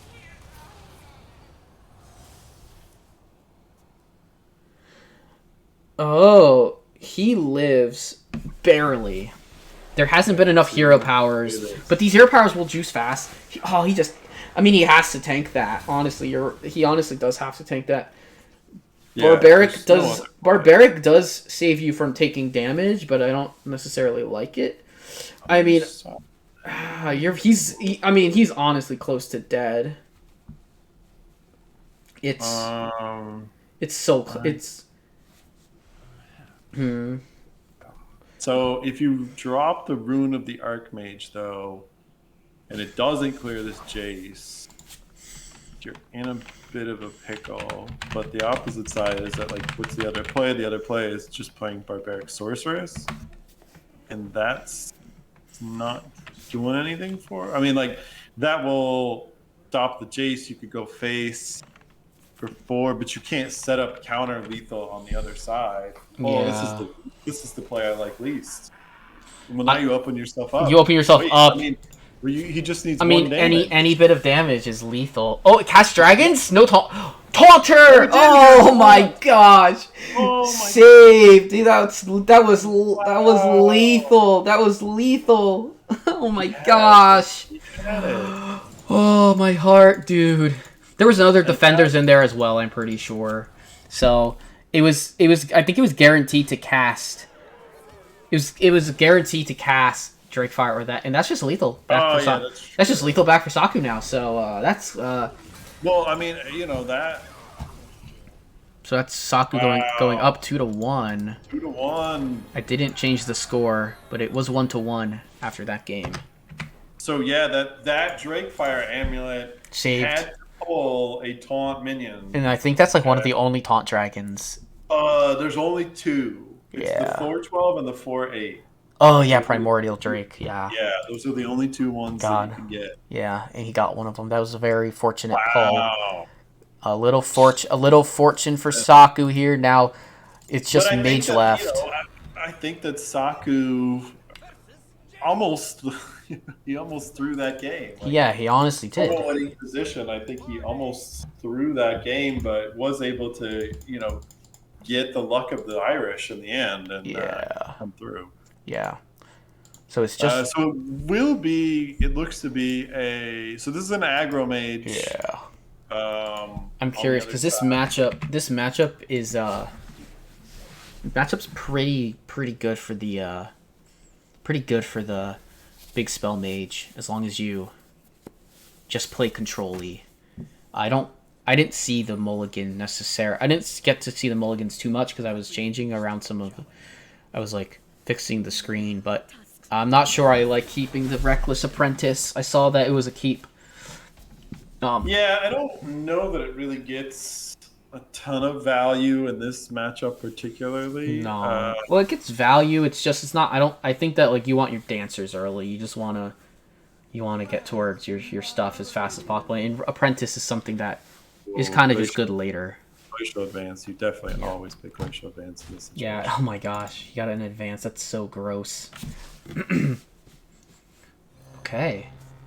Wash Post is going to eat 3 damage here. That is true. Yeah. I think that you have to trade. I think like playing Splitter. I just think you play Splitter and you just eat the trade. Yeah. You have to trade. Yeah, you can't. You're running too much on cheap spells. That Wash Post is just too damaging. Agreed. Yeah. And you do have a reduction with the Glacial Advance. You do, yeah. So he's able to play these two cards together on turn 5. This Frozen Touch is 2 2 minions away from Invoke, which that card is a big card for the deck in general. There's Astalor. I kind of just kind of want to see Astalor. You dump your hand here. Astalor and Flurry, right? Yeah. Yeah. Something to be wary of is he knows that there's a Theo in the deck at this point, right? Like, so Theo's gonna be pretty Dart knows there's a Theo, so he should try to keep his hand pretty full so he doesn't get his Astalor stolen from him. We're condition. Coining Sanctum plus freezing the Arc Splitter. I'm not the biggest fan of that line. I think we could have just hero. We could have just killed off something with the Astalor and hero powered. Either if you could kill off the 2/3 or something, and that with that line. So now if there was a Belinda draw here, there wouldn't be an ability to play Belinda. A bit of an awkward turn because you do want to play Cold Case, but at the same time you also want to rip this Frozen Touch at the face. Yeah. Oh yeah. So for Dart, I don't know. I think maybe you just go Glacial Advance Cold Case here. Because there's no coin, so you're not in danger of getting coin Theo'd. You also know now there's no coin. Pretty much any power 6 drop. He's gonna Astalor. He's gonna rip. Fine. He's gonna rip the Astalor. Yeah. Don't trade. Go face. Yeah. Okay. Good. Yep. He does. Just freeze a minion, which is fine. That's fine. Yeah. Yeah.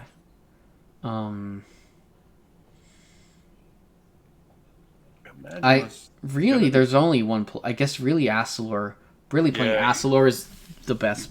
I guess it's the only thing. Yeah. I mean, I guess Reckless Apprentice is basically just a 3/5 on the board. Yeah, it doesn't do a lot. It juices your Mardress a little bit, but you're still a lot off. I mean, you're nowhere near where you need to be.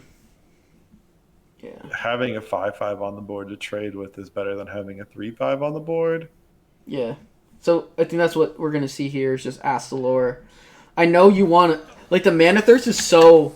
It's like something that's really good, especially in this type of matchup. So here, I know you don't want to give. I know that you do not want to give arcane bolts because you're like, oh my gosh, arcane bolts are how I die. But you don't want to. But you're gonna keep taking 3 chip damage every single turn. But you're gonna eat 3 damage. If you don't, you're gonna eat the damage anyways, and the minion's gonna stay. So there we go. So Saku does opt to remove that. So yeah. Yeah. Really needing a good draw here next turn. I mean, the Asalor not trading is interesting. I don't really see I don't want to see spells going anywhere but to the dome. Because that's sorceress, so that's his 4 mana. So that makes cold case cost less. That is lethal. Is it? Am I missing? Yeah, this should be lethal. Oh yeah, you're right. Oh, does he doesn't. He misses it. He doesn't see it. Yeah, it's okay. Better. I mean, he knows he has it over the next couple of turns. So yeah. So if he ripped both so if he rips the first frozen touch at the face, he then plays the glacial. He rips the second frozen touch. That's 10. He has the amplified flurry for that, and then he's got both arcane bolts for 2, and that was exactly lethal. Yeah, and now there's 17 health staring back at you. So you trade. No, you don't trade there. I think you. I mean, if you're gonna trade first with the 5/5s, like you would trade first the 5/5s. Oh, he was gonna try and get a little. He's gonna get a little sneaky, and he's gonna try. He's gonna freeze the 5/3 here. Is my guess based on this. I see this, which isn't terrible, but I mean he does. But the problem is that. Oh, I don't like. I mean, I guess you can ping the minion. It doesn't trade well into the 2/2 now, but it still had the even trade with. You're not eliminating a value trade doing that. See what's drawn here. Yeah, that's a flurry. Okay. Man, we're still. I think that you just play the cook. You flurry, you play the cook, and you go face with everything. Yeah, you got the trades. You take the draw here. I like that because he's debating maybe trading to get another frozen touch shot. I don't like it, but I don't mind this. It's more damage, I guess. And then you can just play the cook plus that. Yeah, that's okay. Yeah, so now you just whip this at the face. Yeah, we're sitting next turn at looking at a ton of damage. There's and there's no 9 from hand right now. Yeah. I think he's just dead now. He was dead regardless, but there's nothing getting casted. Yeah. So and there's ample damage from hand. 11 from hand. Yeah, so he knows just to attack with everything, and then it's lethal because he has 2 arcane bolts that do a lot enough damage. Saku conceding. So now we will move on to. And as Ron likes to say, we go to a game number 5. The most exciting game in all of Hearthstone. Yeah, the most exciting words in all of Hearthstone. My voice is a bit shot, so I will not be saying it like Brushy Tuna. But yeah, so I'm actually gonna once this gets into action, we're gonna have Saku on the Druid. So it is Druid for Saku. And Aggro Mage for Dark. Aggro Mage. I suspect that this is gonna be Aggro Druid. I'm not sure what the matchup is like into Aggro Mage for it. It looks like it's absolutely terrible. I think Aggro Mage it is Aggro Druid. I think this is heavily Aggro Mage favored. Yeah, the Aggro Mage it is much more Aggro Mage favored just because they have a lot of ways to deal with the minions on the board in the early game. With the arcane bolts, with the cheap cost minions. They can handle like a lot of the early small minions that come down. They get buffed later on. So yeah, it's gonna be an uphill battle. He keeps one Jerry Carpenter and he keeps another Sentry. He misses the 1-drop. Does get a Planet Evidence. But those are all bad. Yeah, I guess you could All take whiffs. I guess you could take Heart of the Wild because it Yeah, but it's does. not going to be worth. Like the problem is that it's not going to be Ooh. uh, 1 mana next turn. It's going to go back to I 3. know, but I mean, you can play. There's enough here. Oh, okay. Let's see what Dart picks here. I'm curious. Depending upon what he thinks that this is. I think the funniest thing would be picking Pyro because Pyro is kind of useless for both players, but he picks the Explosive Ruins. And let's see how if Saku can decipher whether that is Explosive Ruins. He Does he want it? I mean, he picks it. He gets it. he No, didn't. He doesn't pick. He picked something else, but it didn't necessarily highlight what he picked. Oh, play the Sentries. Yes. We are getting in. We are gonna get in there with the So now he knows. with the Herald of Nature. This amplified snow flurry can take out one of them. Yeah. Yeah, this is.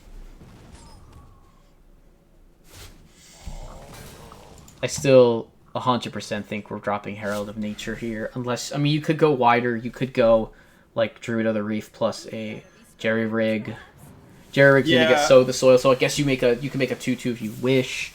Yeah, this is fine. I mean, maybe you want to try and stick a bigger board before you play the Herald, but I think even just heralding the one would have been pretty okay here. I think you play the 2/2.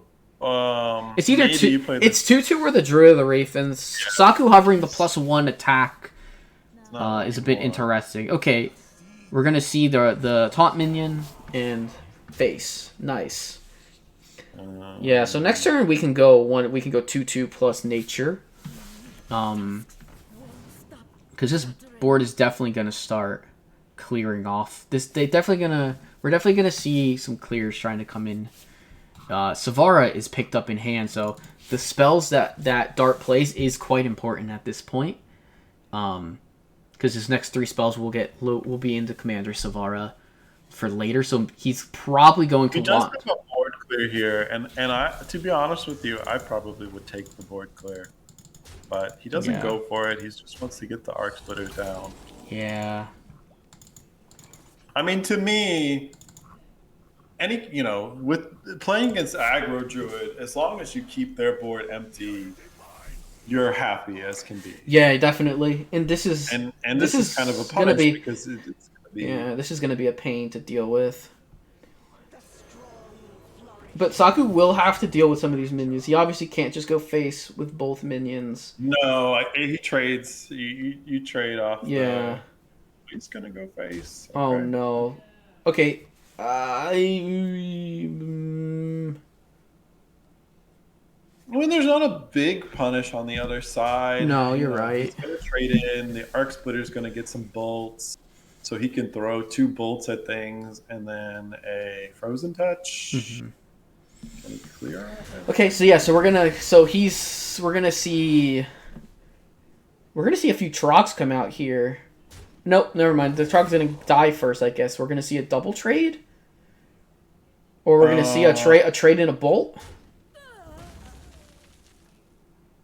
Oh, trade in the now infused.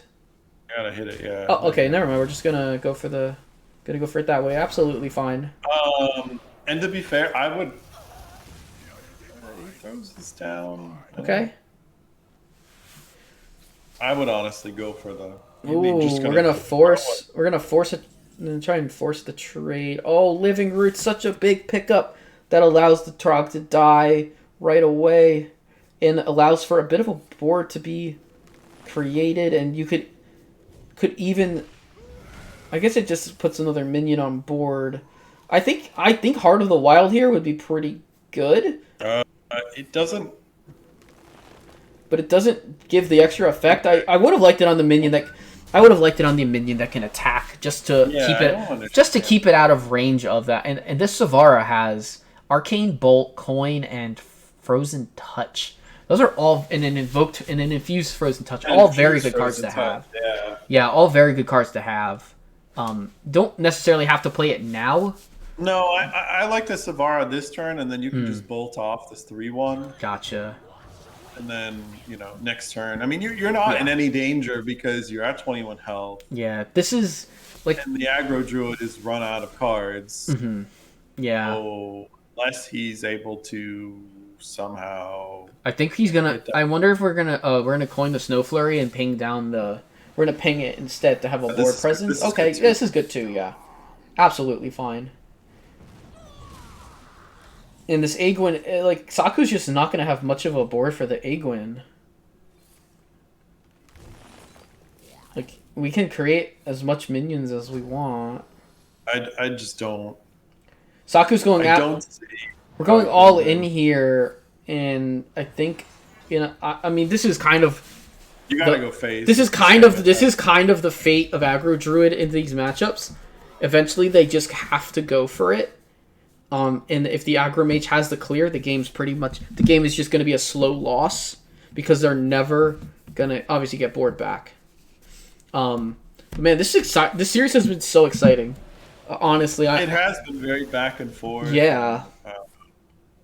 It's unfortunately going to come to a bit of an anticlimactic ending. Yeah, and if I honestly like you can play the other touch here, but he could have done like a couple of trades and played the ruin just to really stay above and keep the touch.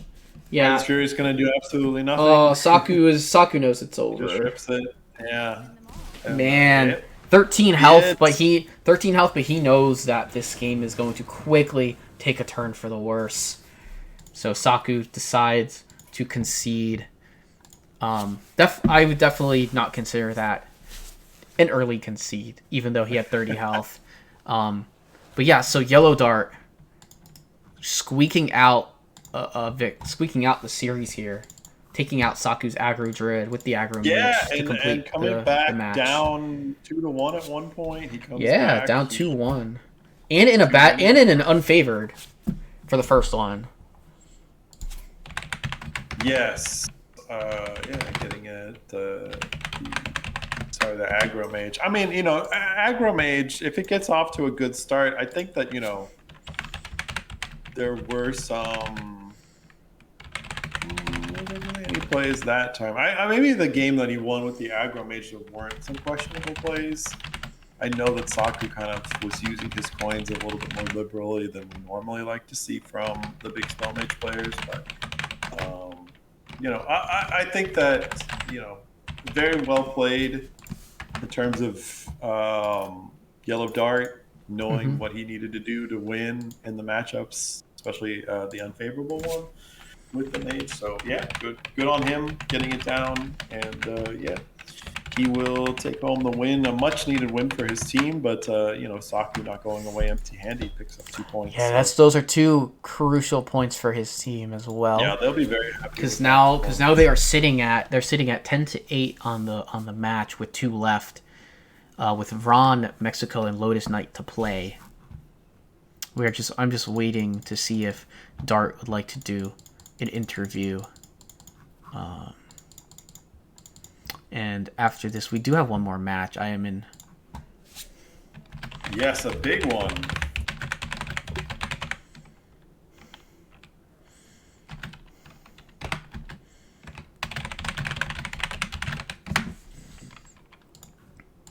So waiting to see if he's available for that interview. He is. Yellow Dart is available. I will add him in here. The long-time Dad Legend captain getting another victory on stream. Oop. I am getting a call from him. But I wish to.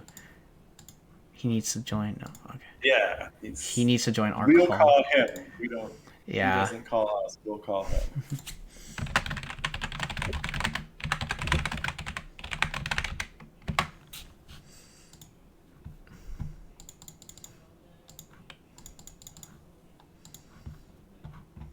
Still waiting. Yeah. Okay, here we go. All right. Hello, Yellow Dart. Hey guys, can you hear me? Yes. Yeah. Okay, cool. Got your word. Right. Man of the hour. Too sweet to be sour. Congrats on the comeback victory there. Thanks. It was good to get the 3-2 monkey off my back. I think I'm 0-3 in this season, all on 3-2s. I just hate that it was at the expense of Saku because he's the best guy in the whole thing. So GG is always to him. He's an absolute stand-up guy. Hopefully he has a killer rest of the season. For sure, for sure. We all love Saku for everything that he does for the league, but when there's no friends when it comes to Hearthstone. So No, not for those 45 minutes. Absolutely not not. when you're in the game and everything. So take us over a little bit in your lineup, what your thoughts were for the Bring and how you felt some of the matchups went and what you thought overall. So the two classes I was kind of worried about was the Aggro Druid and the Evolve Shaman. I didn't feel like with the classes I brought, I could do a whole lot with the Shaman, so we banned that. And then really just wanted to give myself, the best out that I could against the Aggro. I assumed he'd play Aggro Druid. I mean, he could have got me off guard, but that was what I was worried about. So I brought the Aggro Mage, kind of knowing I left myself a little bit exposed to Big Spell Mage, but that's a deck that always kind of bonks for me, so I assume it does for other people too. He almost pulled it out because I had to kind of win unfavorable there in the Mage Mirror, which kind of set me up for success from there out. But yeah, once I lost that Hunter into the Mage, I knew I was kind of staring down a couple of unfavorables against that Mage, and just was fortunate to pull it out in the Mage Mirror, and then I felt pretty good going into the Druid.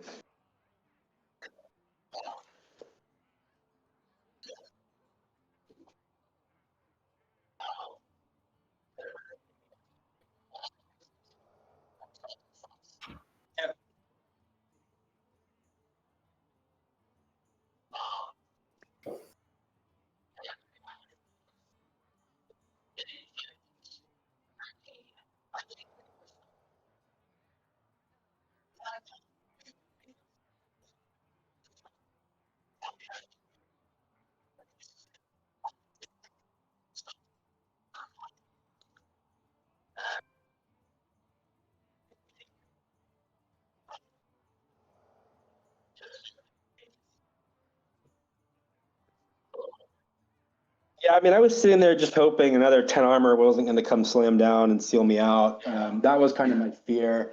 And so, going into it, it was just, hey, how aggressive can I be to try to just limit what he can do and just try to push it face as fast as possible? And I I don't think I traded much at all. It was all just trying to zoom face, or at least, minimize him shooting skeleton damage at my minions, and trying to get mine to hit his face was really all it was about. I do believe that we calculated that you missed lethal. I think it was 2 turns earlier. Really? Oh wow. Yeah, it's Okay. so.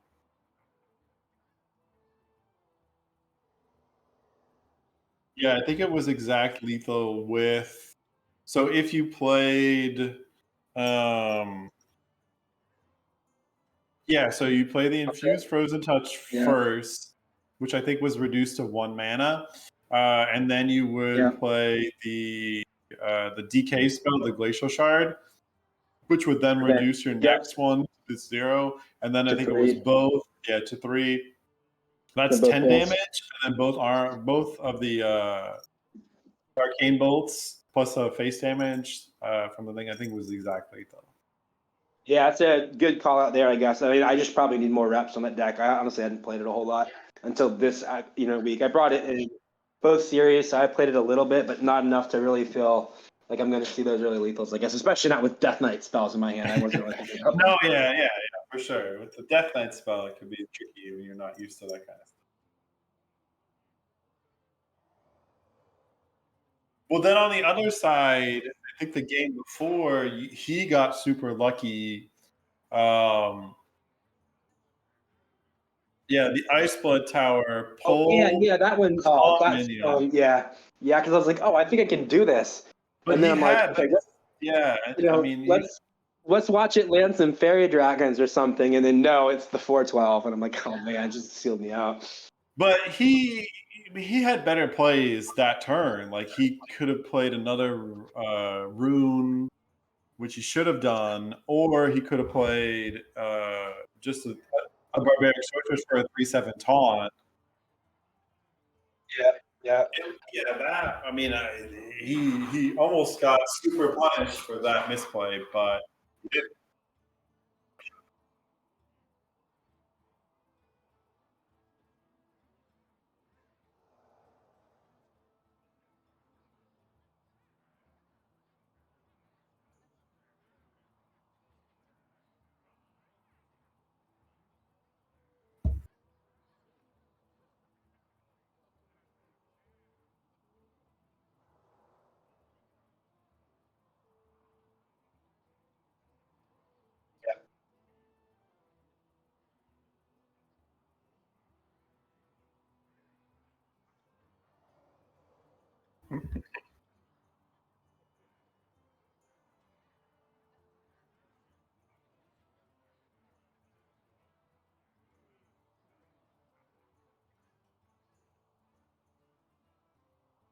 oh, for sure, yeah.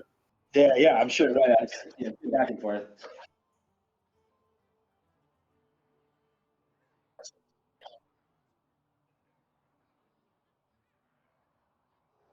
Yeah, we probably had to have that. And I think Mickey and Ron, I think, are playing tomorrow night. So hopefully Mickey can pull it out.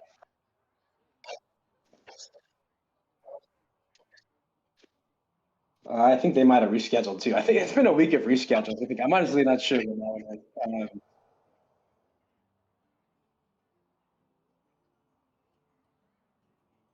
Naturally, with the holidays, always crazy. Yeah. Well, thank you so much, Dart, and congratulations on the big win. And yeah, good luck to you guys for the rest of the week. Yeah, appreciate it, guys, and thanks again for doing the stream as always. Appreciate the content everyone puts out there. So keep it It's up. our pleasure. All right, y'all have a good night. Peace.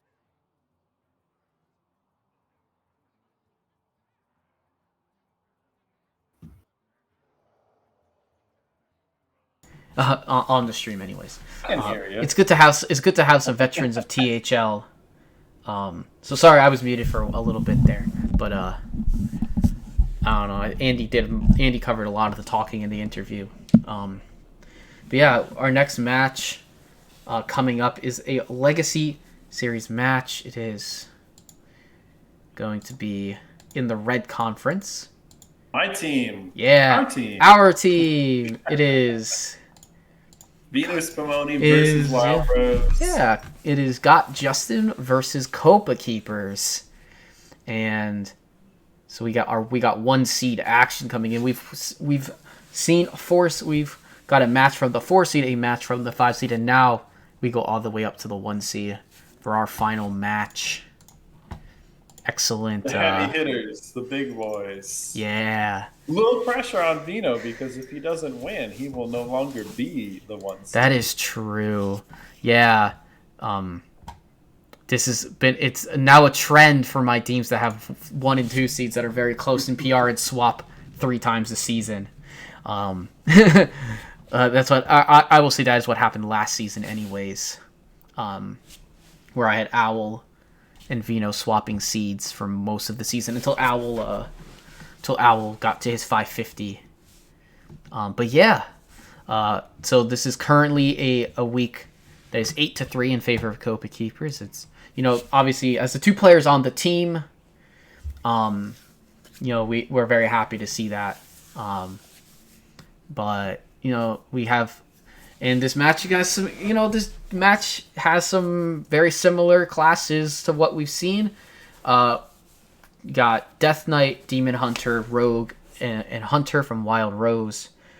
And from the other side, we have Demon Hunter, Mage, Rogue, and Shaman. And this, I need to switch the series logos on the screen because we are not in Hero anymore. We are going to Legacy. So we have Legacy Conquest, Best of 5. Good old-fashioned Conquest. Yes, and which I always love. Yep. Yeah, Vino has the DH, so both players bring him DH. Both players bringing Rogues. Wild Rose bringing the DK, that's very popular. I imagine that it's probably going to be that Frost DK. Yeah. Although we could see a little blood, maybe, if he feels like he can win some control matchups against that, like DH. Yeah. On the other side, maybe we would get to see Venus Pomoni's shaman get played. We had two shamans in the last series, Yeah, and neither of them got played. yeah. So. One, I would take a good. I would take a guess with Demon Hunter, Mage, Rogue, and Shaman that it's pretty likely that Shaman will not get banned. Especially when you have the specific classes that Wild Road has. I mean, Shaman does have some good matchups in there. It has some evenish and slight favorables. I think. Yeah, you might see the shaman. It just depends on Yeah. because the shaman can, I mean, he can get big enough minions out quickly. It does some funny. It does some funny things. The OT, the combo that it has is pretty good. Yeah, I mean, when you can get 10 mana. I mean, Mana Chi and Hearthstone is always OP. So when you can play a 10 mana minion down on the board on turn 4, turn 5, that's pretty nasty. And the DH is going to have to use a lot of resources for it. If it's a hunter, if it's not playing the 3/4 that reduces things to 1 mana when a hero attacks it, then you have to either ignore it or try and play through it. So it could be really tricky to handle those giant minions. So agreed. Yeah. Yeah, we have a couple. We do have only a couple more minutes before these players will be, getting into their match. I have the camera link. Oh, no cams.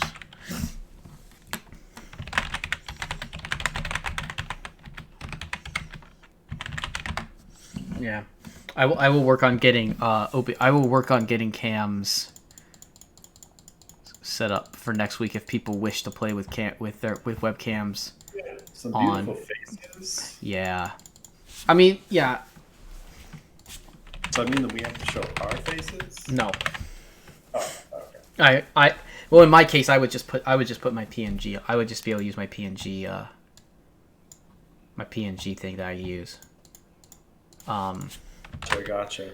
So the question, I guess, then, what type of mage is Vino going to be bringing? And what type of rogue is he going to be bringing? Like, are we going to see a big spell mage, which has been popular? Or are we going to see the aggro mage?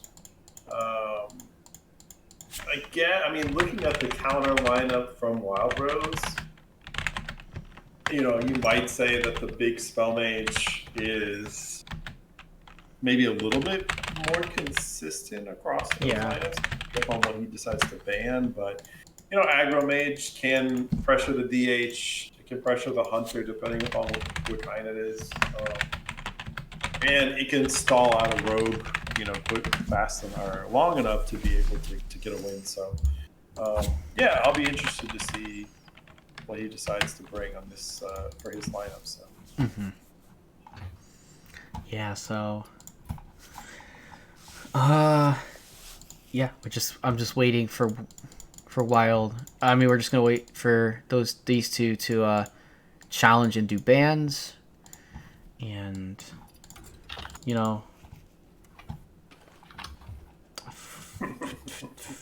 I think in this matchup we're gonna see a couple of different decks than what we saw in the previous ones. I think seeing rogues from 1C players, I would suspect Miracle Rogue. Hunter, I would suspect to be shot unless Beast is still better than Shock Spitter. I would suspect the Shock Spitter Hunter. Probably the newer DH deck, and then obviously, like you said, a Frost DK. The Evolved Shaman from our team our team brought a lot of Shaman this week. True to form with Copa and Vino on our team. We have some Shamans that got played and some Shamans that won. With Copa getting a win on his Shaman. Let's see if Vino can get a win on his. I didn't need a Shaman. You did not need a Shaman, and you did not indeed, and you got a very, very good win this week. Neither you nor your opponent brought Shaman. So yeah. Who needs those evolves? We play. Yeah. non-ridiculous Hearthstone, non-random Hearthstone. Yeah, so the players will. I'm sure the players will be getting into things soon. Yep, they are preparing to battle. They're going to do bans, and we'll get into this one. I guess we can really only speculate on one side of the ban because you and I have knowledge of what we have good knowledge of what our teammate will We are ban. aware of what our teammate is planning on doing, and we do know what decks he is bringing. So we Yeah. are playing a little bit of smoke and mirrors in terms of Yeah. cast. So we don't want to let everything go. But Mhm. I mean, Okay. now that they've opened up the challenge, Yeah, so yeah, the bans are in. And Vino banned Death Knight. as we knew he would, Yep, and his DH is banned, as we suspected. that was Vino did say in his chat I think it was somebody said that we suspected It was me. Demon Hunter. Yeah, I mean it's just such a strong deck. It doesn't come as a surprise either way. If I looked at it not on the team, I might suspect either double DH or something like that. But honestly, we have good matchup incoming. Two very strong players. I'm gonna tell them to start, and we can get into our final match of the night. Yes, sir. Yeah. So it is going to be the Thief Rogue for Wild Road. Oh, did they start? They did start. Yeah, they did. So Vino's gonna be Vino's first to spec for aggro me. mage. Yeah. So And Vino, he might be a little bit caught off guard because this is showing as a DH to open. So he does throw back, for example, like the Arcane Worm and also the Ashtalar. yeah, I think I would have liked to keep the Arcane Worm, but I mean, I guess maybe. even the Ashtalar is not bad. On the other side, this is a Thief Rogue from Wild Rose. He does have a Null in hand, Blackwater Cutlass, so he is going to trade. So he will give Vino the information that he is playing the Rogue. Yeah. He doesn't know what Rogue yet because he's just seen the Cutlass thrown back. I imagine next turn we will see the Jackpot getting played with the Knolls coming down. So that will tell him that it is the Thief variant of the Rogue. Thief variant, yeah. And he does have the Trickster as well, so depending upon what he hits off this Jackpot could be pretty consequential. Yeah. I am wondering, like, there's a couple different lines of plays. Like, he could go Serrated Bone Spike into the Jackpot. He could hold everything and try and play everything next turn. He's just gonna play this, the Bone Spike, go into Jackpot, see what he gets. Oh. Party up and Overflow. Mm-hmm. Not bad. The good thing about Overflow is that the text reads that it does target an enemy minion. So that means when he does play it again on the Contraband Stash, it will shoot at a minion on Vino's side. Yeah. It's really huge because, I mean, when you do play the Contraband Stash, it does randomly target spells. In this case, because of the flavor text, it does hold. So those are both pretty good. Party Up, not the best. I feel like against this deck it might not be the worst thing. Yeah, that's true. I mean, it's just gonna flood your board with a lot of like if you get a lot of better minions later on. You're right. Yeah, it's gonna flood your board with a lot of crap, like a bunch of like 2/2s. Yeah, it's not really what you want. Like especially if you have bigger stuff in your pool. Yeah. So I don't. I mean, I maybe because of this matchup, he is playing against the aggro. I think you just throw the Party Up out there. just because Yeah, I don't know. You could. there's not really much else that you can do. So Yeah, yeah, he's gonna play the party up here. He could have made a case to play to make a 6-6, but we got a rusher out of it. 2 rushers actually. yeah, this is pretty decent. And Yeah. now, I mean, this is a scary board, and so basically, it's like at this point already on turn 4, for the most part, Vino has lost any kind of board control that he could go for to get chip damage. Yeah. And he's really not in a great place to try and like go over the top. He's also facing that one of the ones is a life steal, so you're gonna have to like put this frozen touch into the life steal minion, maybe. Yeah, you're gonna have to. Yeah. So you probably have to put this frozen touch into the life steal minion, go face with the 2/2. Are you just gonna go face? Okay. Okay, yeah. What do you do? You're gonna leave this lifesteal minion up, though. I mean, it's kind of rough. I mean, he trades. Yeah. I was wondering if he wanted to let the trickster live, because now, I mean, obviously he doesn't know there was just a jackpot drawn, and now he's gonna find out there was a jackpot drawn. Yeah. But now there's a shadow step for this trickster. Yeah, this depending on what he gets. Oh, here. Garden's Grace, and that looks like a proving ground. Oh, yeah. So yeah, I think you pull this back up and you Garden's Grace this One of devout them. adventurer. Yeah, the Divine Shield. You put it on the Divine Shield. But doesn't it give Divine Shield itself? Oh, doesn't it? Oh yeah, it does. Never mind. Yeah. I mean, this is just absolutely out of control for Vino's. Just, this is not a situation that you're used to seeing in a game. This is a very rogue thing to happen, and it's not even Miracle Rogues. Yeah, double jackpot and a Swift Scale Trickster and some pretty good things. Serpent Wing's not going to do much for you. Spell Shot can take some stuff off the board, but I mean, still, that's the worst outcome. Yeah. And you're going to have to freeze the board here. He's going to have to hope to hit the 7/5 with the flurry. He doesn't. That's so brutal. Where's that luck? And Astalor picked up. He gets so much good luck. Yeah. And now he plays and he gets so much bad luck. Yeah, I think you just Arcane Overflow, you punch face. There's no way Vino could come back at this point. I mean, he might. I imagine we'll see a concede here on this turn. I don't know. Savara just doesn't do enough. What do you think? That's game. Yeah, unfortunately, for Vino. Rough start, but I mean, the rogue.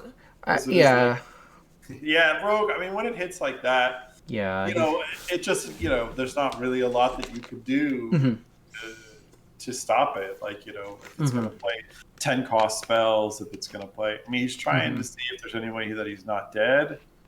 If he doubles, if he trades in one, he could shoot. He could trade in another.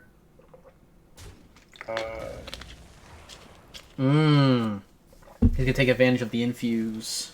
But I mean, all this. If it's not going face. Yeah, it's not going face for sure. Not going face, then it's not going to. So he can clear off enough to not die. But now he's up, But now he just doesn't have any bolts. I mean, obviously, so he has Savara. So he does have the help of Savara next turn. But Astalar's in hand. But Astalor's in hand. Yeah, I see that. Yeah, damage from hand. Effort to play it out, but it's not really much that he could do. I mean, I'm sure he saw the line where he could potentially have maybe gotten a stabilization.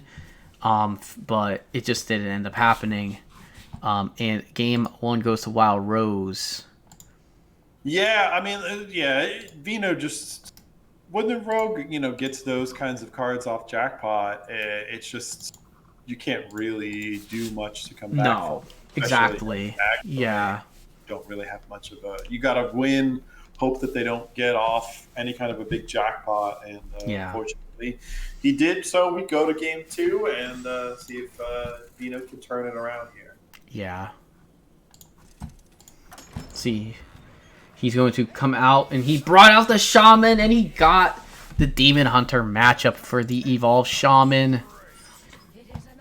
So, we see a lot of fun things here coming out of the Got the Shaman. Alakir in hand, but I imagine that he throws this back. Yeah, pretty much you throw all of this back, I would imagine. I mean, I don't know if you keep Farsight. I generally wouldn't. Primordial Wave also doesn't seem like a keep, especially into Demon Hunter. They're not going to have minions. So yeah, full toss. Yeah, you're gonna want to go fast. That's Yeah. the whole thing there. For sure. They're in a pretty... Wild Cavern's pretty good. Mm-hmm. Prescience is also not too bad. Yeah. Bound Soul early for Wild Rose. Sigil of Alacrity and a Fury in hand. So we're gonna see a little bit of passing action here from Vino to start. Nothing to really play until I guess he could play because he'll probably end up coining out either Caverns or Prescience on 3 and then playing the other one on 4. Nah, you want to get that Cavern out early. Yeah, you get the Cavern out early, yeah. Okay, let me just switch over to the match so that way we're not having a radio broadcast as I get... Okay. People frantically DM you. No, I just see it in the chat in 10 minutes. Because I have the stream chat sitting right next to me. I don't ever watch it. I don't ever watch the. Yeah. No, but in Streamlabs OBS it just has the chat next to my preview window.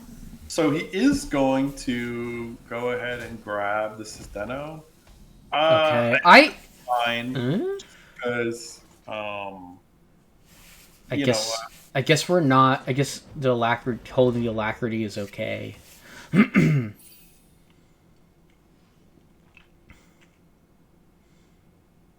Well, you want to play it traditionally. You want to play the Alacrity on a turn that you're going to use it to be able to complete quest. Yeah. And so in that case, he was trying to hold out one more turn to then hope that he draws, either the Need for Greed or the Farsight, so that he could then complete the quest with the Alacrity next turn.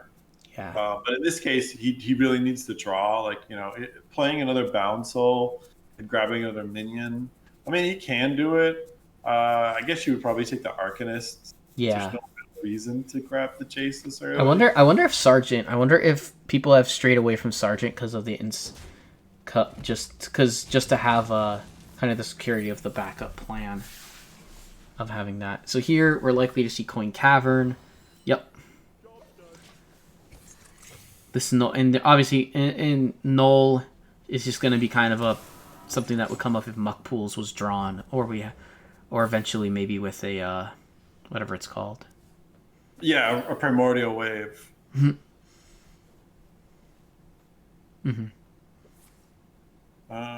So yeah, he will get the draw. Looking for another draw, but he can't find it. So didn't find it. So we'll just Fel Barrage. No quest completion, but that happens. That's always so annoying when that happens. But we're gonna see. Oh, there is a schooling, but we're gonna see Prescience. Yeah, there's no reason. You just play the Prescience. Yep. Oh, what? Bone Lord? Bone Lord for Oswhisper. Yeah. It's the combo, because you combo it and you play Alakir with criminal lineups, right? Correct, yeah. Yeah, that's so smart. It's an OTK.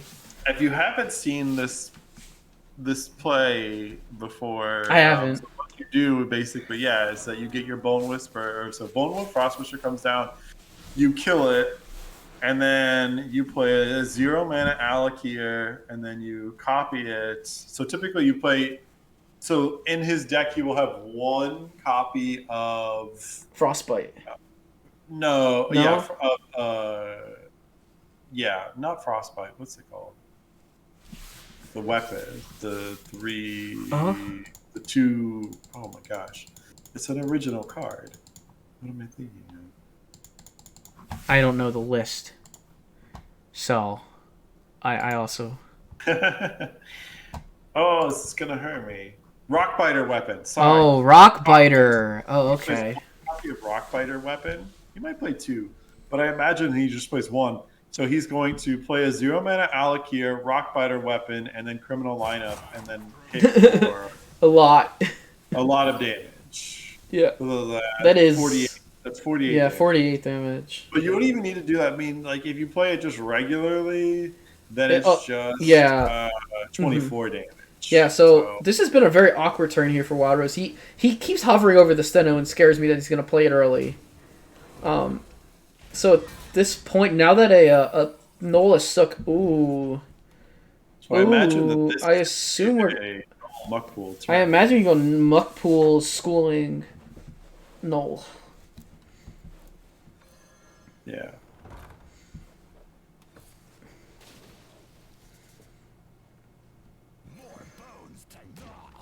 Ten drop incoming. See what he gets. Gets Raid Boss Onyxia.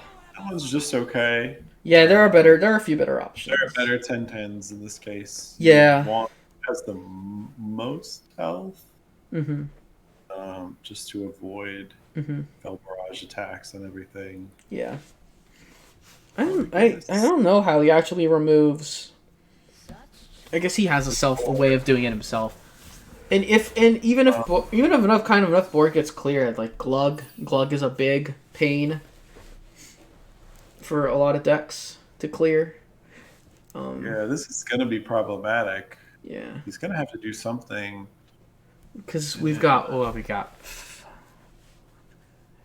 this totem is also really annoying. 16 damage, 16 on board.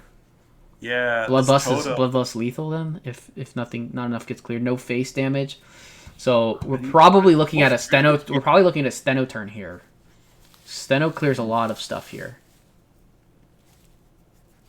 But then you've also burned your Lady Steno. So you Steno and you Predation something. You predation something and it hits the 0. If you don't predation the 0/2, it just dies anyways. Yeah, so you just hit that barrage kills one, and then you pull it, and you're just gonna have to play this. Fury, and you kill that. Yeah. So now there's only 8 on board, so at least you're not dead. Steno unfortunately dies. Oh, that's a really good. It's like that's one of those draws you're just like, damn. Like I can't. I would have to trade my 6/6. So the problem is here. Oh, never mind. We're just gonna play that and clear. Okay. Yeah. So This is good.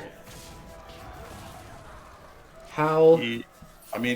So he have to know. He does have 2 pieces of the combo. Yeah. He doesn't. Does he need the actual full combo here? Like, what is it? It's 4. He just has him down below enough damage, so it's 3 copies. That would be technically enough. He just has to kill off his minion. I don't know. Yeah, he doesn't need the Rockbiter weapon right now. Yeah, I'm not sure how he kills. I wish I knew the list. I don't know how he kills the 6/6 himself without just trading. And if there's no minions on board, I guess it's just 6/6 going dome. I don't think you do. No, it's just a 6/6. I don't think that there's a way that you kill it. Yeah, so it's just the 6/6 that you have to deal with, or you have to let hit you, or you have to kill and die anyways. Yeah, and if you are Vino Spalloni, you feel pretty good because you've seen the Steno, so you know that you're not dead to any kind of Steno shenanigans at the moment. Yeah, I mean, you could pretty much just throw down this Glug and feel pretty confident that it's going to do some work here. Imagine that you would muck pool this Raid Boss again. Yeah, deal the damage and then we'll try to roll a 10/10. And you also have a reroll technically as well. Bloodlust is almost lethal, right? It's 14 on board. Oh yeah, so he's 2 off. 14, yeah, 2 off. Okay. Well, you know what's good? Glug. So we could always see Yeah, Glug here. Glug. I mean, a Silver Moon Arcanist can't outright kill it with No. an Unleash Spell. Yeah, it can't. It would need. So if there was a Needs some- predation, so predation would kill it. Yeah. Unleash Spell. But even then, like, you're still not dealing with the other. Yeah. Then you just make the you just turn the hope that 8/6 turns into something else. I do like playing this muck pool on the raid ball. Sure. Look for a 10 cost. Yeah, and he does. Denathrius? Question mark. Oh, it's the same thing. Yeah. There's I don't. So he can Arcanist. He can hit the predation on the Glug. That's going to heal him for a lot. I mean, it's going to heal him back up to full almost. Is there an there's no predation doesn't heal. No, Unleash but Fell. Unleash Fell Spell heals. Yeah. Unleash Fell heal. Unleash Yeah. Spell will put him back up Yeah, for sure. to full health. It's crazy. And then he could swing and trade into either the Onyxia, or he could swing and trade into the Bone Lord. But the problem is, if you trade into the Bone Lord, you're kind of letting them. I mean, then you're saying like, "Hey, do you have combo?" 13 cards, maybe. I mean.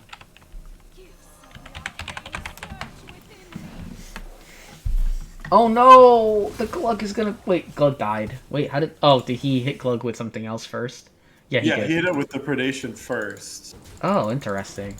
I guess because he wanted the more heal, so he wanted to make sure that happened. It hit that.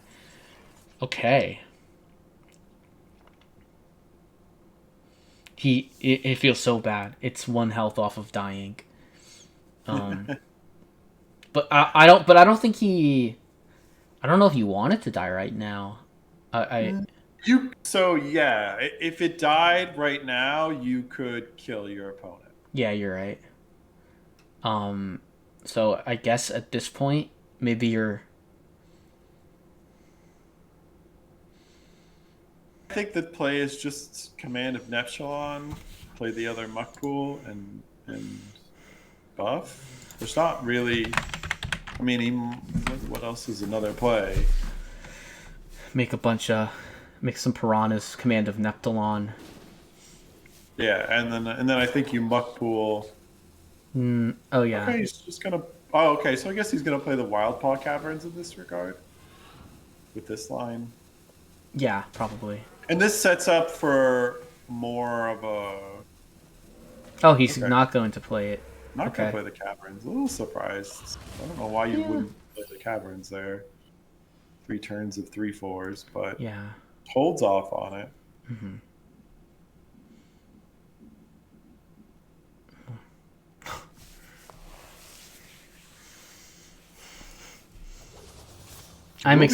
I'm so excited to see. I am so excited to see this happen. I really am. I know that his opponent is going to avoid killing off the minion at all cost.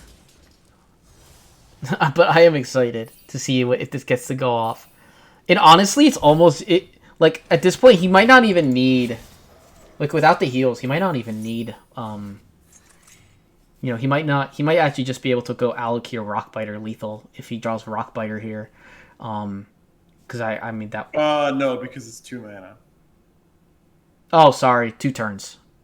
Yep, 2 mana card.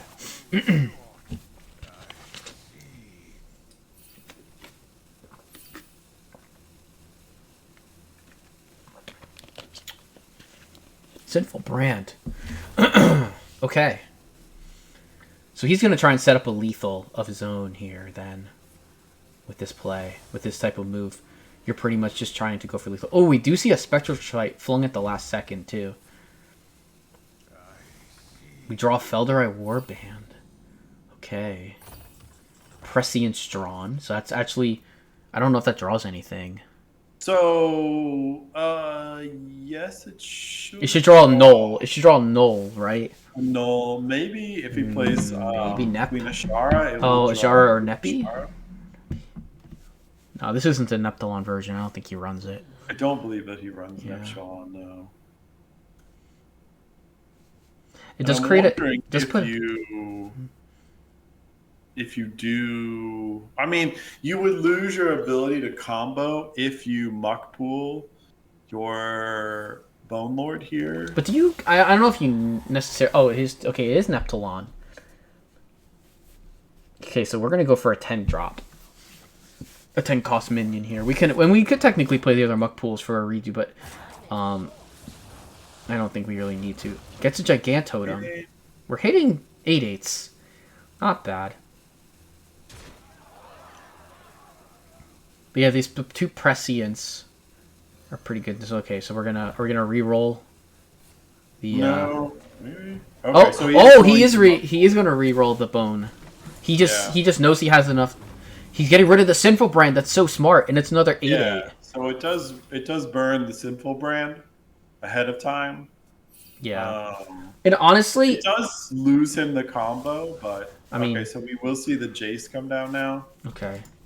So there's gonna be some healing, but I think only one Unleash Fell was played.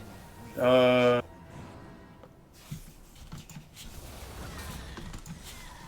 So I guess the main thing is gonna be, does the 2/1? I mean, the 2/1 will die before the attack, so he will. I don't think there's enough damage here to win. So, oh, it went face. There's lethal. Oh, that's okay. There was more than enough. There was way more than enough. Okay. Yeah. Oh, that's so brutal. So close. Yeah. The DH gets through. DH does get through. It was a. Yeah. I mean, I thought, it's so close because Demon Hunter pulls so much damage out. I mean, it makes sense that Jace would. Yeah. Yeah, the Jace gets him over the line.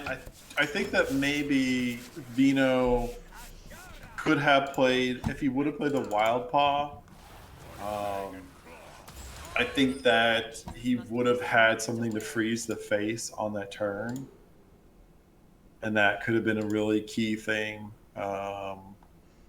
But we don't know. Hindsight. Unfortunately, his hand was really clunky for a lot of it with a lot of the 8/8 stuff, so he couldn't kill off. Yeah. His Death Whisper, but he is going to go to the Aggro Mage and try and counter this Shock Spitter. Yeah.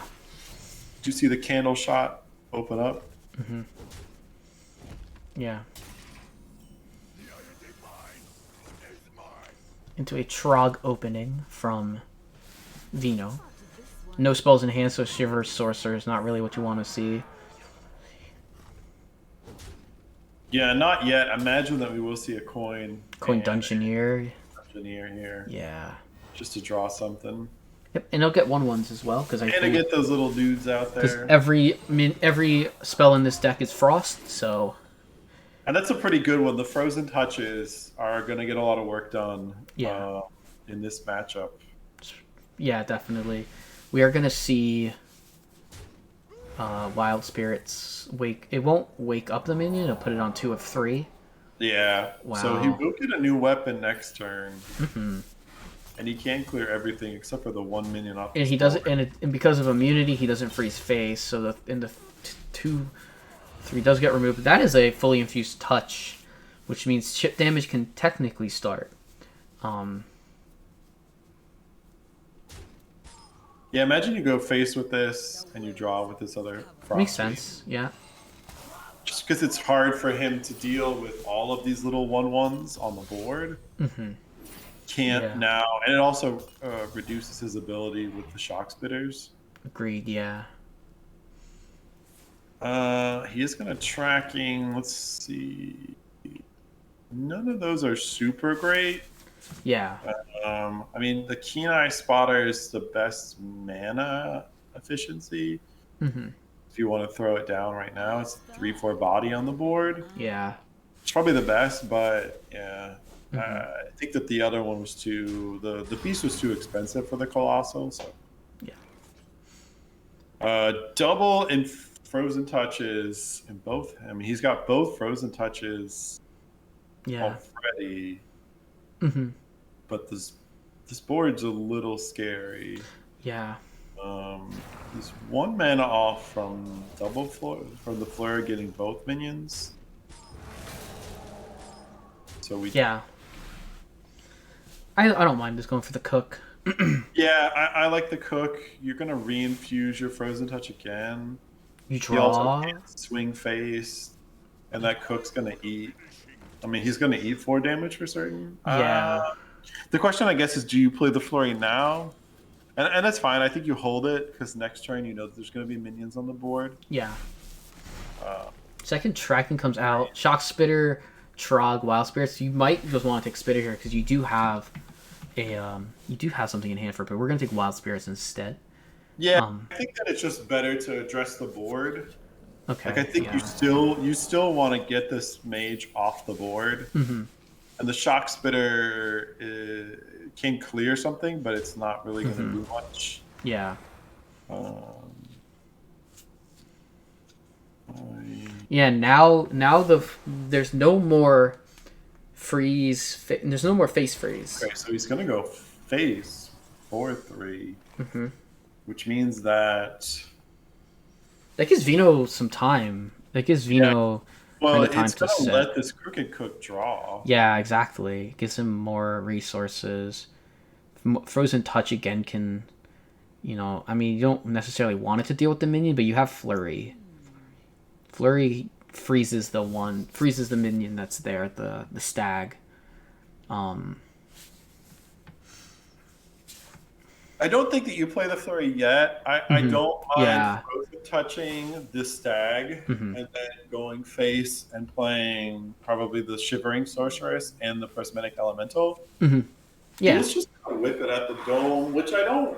I mean, so like if you go dome, what you're saying is I'm not going to win the board or get any chip damage anymore. I just need to try and beat him. All right, and we're gonna go for Arc Splitter, which is But I don't also think, fine. like, I still think that he can.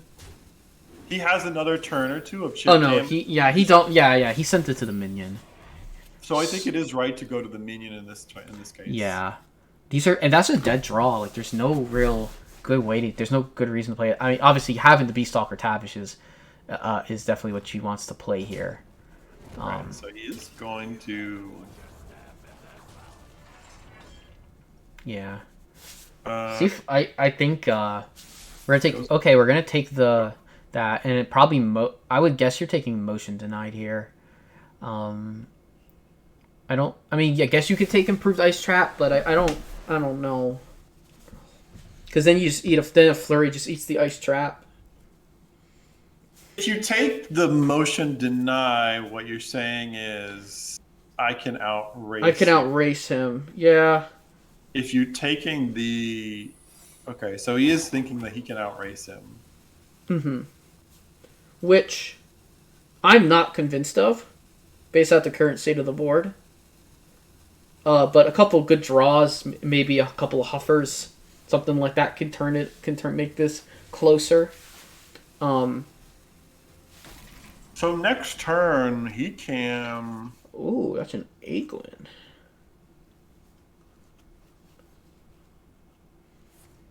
Okay, he's gonna test for improved ice trap. So he does see that this is not. Test for freezing.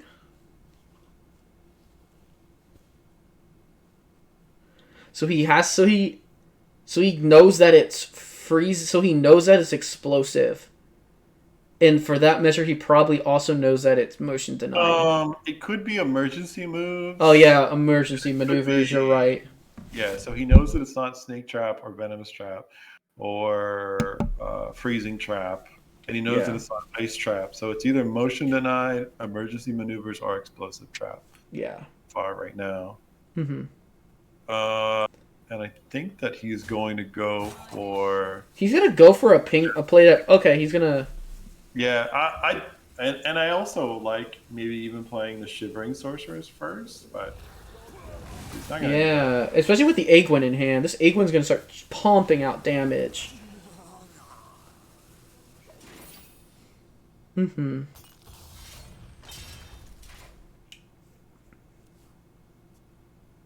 Oh, so he's gonna grab the selective breeder's gonna be grabbed. I imagine we see our first shock spitter. Yep. At 5 attack right now. 5 attack, yeah. I don't hate the Conjuring Arrow play. I mean, you could even go for a 5. You could even go for the Shock Spitter plus. We just. Oh! Alright, good thing we got the breeder in now. That's both Shock Spitters drawn.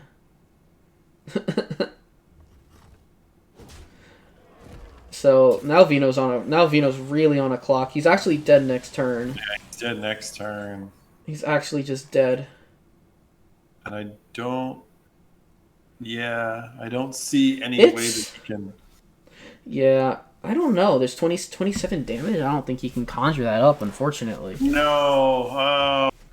So at most he can do is He needed to draw cold. He needed a cold case. He cleared the whole board. Egwin, like he needed to specifically draw cold case to survive. but he's just gonna find out that there's 2 shock splitters that came off of that draw, and he's, add insult to injury for how good the draws have been at times. It's just death, and that's. yeah. Oh, serious? Oh, okay, yeah, that's real nice. Okay, he's not gonna show that he drew both. I guess that's fine. I hate to show salt during that, but I mean, hey. Gonna do it. I guess if you're gonna show one of, he's gonna show that he drew 1. Like, I don't know. I guess that plays more spells. Yeah, I guess. I don't know. I mean, you're either gonna show him that you show him, okay, I had this Devouring Swarm for a long time, versus, oh, I absolutely just rolled. And yeah, just that fast, a 3-0 for Wild Rose, taking it down. Three very well played games. Drew very well. Yeah. I think maybe for Vino, maybe the second game he looks at a little bit differently. Maybe there's a couple other things that he could do in the second game to improve his outs. But overall, Wild Rose he gets over the line in all 3 matches. So, congratulations to him taking it home. And, yep. Do we have an interview or? Yeah.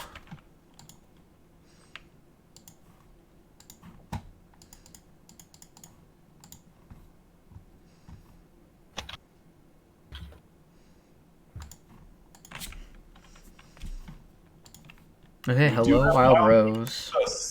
Yes. Hey, congratulations. Good evening. Thank you.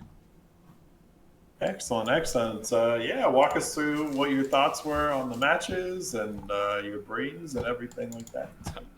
I was not as confident as the 3-0 scoreline might have showed. There were 2 really big moments. I was like sweating, so much. The first one in the game 2 with the Demon Hunter, I was honestly expecting him to ban that deck. I was like, there's no way he doesn't have this deck. So I didn't get as much practice as I'd like to have on it.